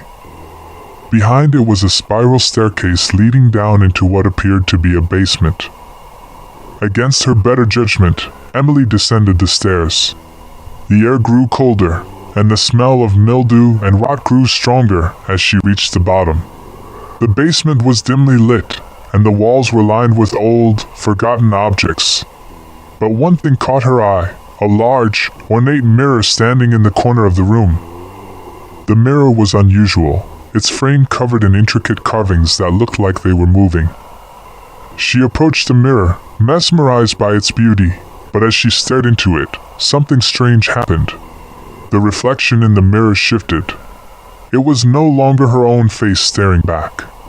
Instead, a woman appeared in the reflection, a woman with hollow eyes, her face twisted in an expression of terror. Emily froze, unsure of what she was seeing. The woman's mouth opened, as if trying to scream, but no sound came out. Before Emily could step back, she felt a sudden cold breath on her neck. She whipped around, but the basement was empty. Heart pounding, she turned back to the mirror, but the woman was gone. In its place was a new reflection, one of Emily, standing motionless in the basement, her eyes wide with fear. Then, the mirror began to shake violently, and Emily's reflection reached out toward her. In that moment, the house seemed to come alive. The floor beneath her feet trembled, and the walls groaned as though they were closing in. A loud bang echoed from upstairs, followed by footsteps. Emily turned to run, but when she reached the stairs, the entire mansion shifted, twisting and contorting. The door at the top of the stairs was gone. In its place was a wall of solid stone. She turned back to the basement, but the mirror was no longer there. The room was empty, except for the faint sound of whispering voices growing louder, pulling her deeper into the darkness. Emily was never seen again. The mansion, now silent once more, had claimed another soul. Story number 43, The Nightclub of Shadows. Jordan was exhausted after a long week at work, so when her coworker Paige insisted she join for a night out, she reluctantly agreed. The nightclub, Oblivion, was a relatively new spot in town, tucked away in a desolate industrial district. Paige raved about it, claiming the club was exclusive and boasted the most unique experiences. Jordan hesitated but finally let herself be dragged along. The entrance to the club was unassuming, a plain metal door with no sign, just a faint red glow spilling out from a slit near the top. A tall, silent bouncer waved them through after a single glance. Inside, the space opened into a cavernous dance floor bathed in pulsating lights. The crowd was unlike anything Jordan had ever seen. The guests wore elaborate outfits, some resembling Victorian attire, others in futuristic metallics. But their faces seemed off, almost blurred in the flickering light. Jordan followed Paige to the bar, where drinks were served in odd, almost ceremonial goblets. The bartender barely acknowledged them but handed over their drinks with an unreadable expression. As Jordan sipped hers, she noticed a strange sensation, an inexplicable lightness, as if her thoughts were becoming hazy. She shrugged it off, convincing herself it was just the alcohol hitting quickly.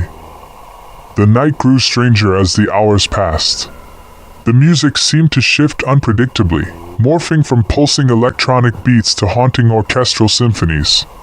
The dancers moved with an unnatural grace, almost gliding rather than stepping. Paige was enamored, chatting and laughing with strangers, but Jordan felt an overwhelming unease growing in the pit of her stomach. She noticed that no one ever left the dance floor, at least not through the entrance they had come in. Jordan tried to suggest leaving, but Paige dismissed her concerns, urging her to have fun. As the clock struck midnight, the atmosphere changed drastically. The music stopped abruptly, and a spotlight illuminated the center of the floor. A man in a sleek black suit appeared out of nowhere, holding a microphone. "Ladies and gentlemen," he announced, his voice smooth but chilling, "it's time for the main event." The crowd erupted into cheers, their faces eerily ecstatic.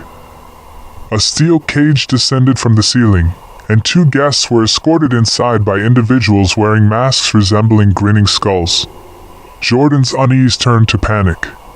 The crowd began chanting something she couldn't quite make out, but the intensity was suffocating. The two guests in the cage looked terrified as the doors slammed shut. The lights dimmed, and the cage was shrouded in darkness. Then came the screams, horrifying, blood-curdling sounds that were abruptly silenced. The lights returned, but the cage was empty. The crowd roared in delight as if nothing unusual had happened. Jordan turned to Paige, but her friend's expression was vacant, her eyes wide with a dazed smile. "Isn't this amazing?" Paige murmured, as if hypnotized. Jordan tried to grab her hand, but Paige pulled away, heading toward the dance floor with the crowd. Jordan pushed through the throng, desperately trying to find a way out, but the club seemed endless. The walls shifted, and every hallway she ran through looped back to the dance floor. The faces of the other guests began to distort further, their features stretching into grotesque masks of mockery. Her breathing quickened as she realized she was trapped. The air was heavy with a suffocating sense of dread. Finally, the spotlight turned to Jordan.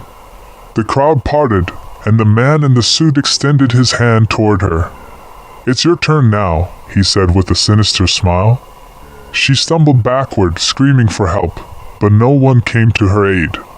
The last thing she saw was the steel cage descending toward her. The next day, oblivion was gone. No building, no sign it had ever existed. Paige returned to work the following week, but when asked about Jordan, she seemed confused. "Jordan?" Paige said blankly.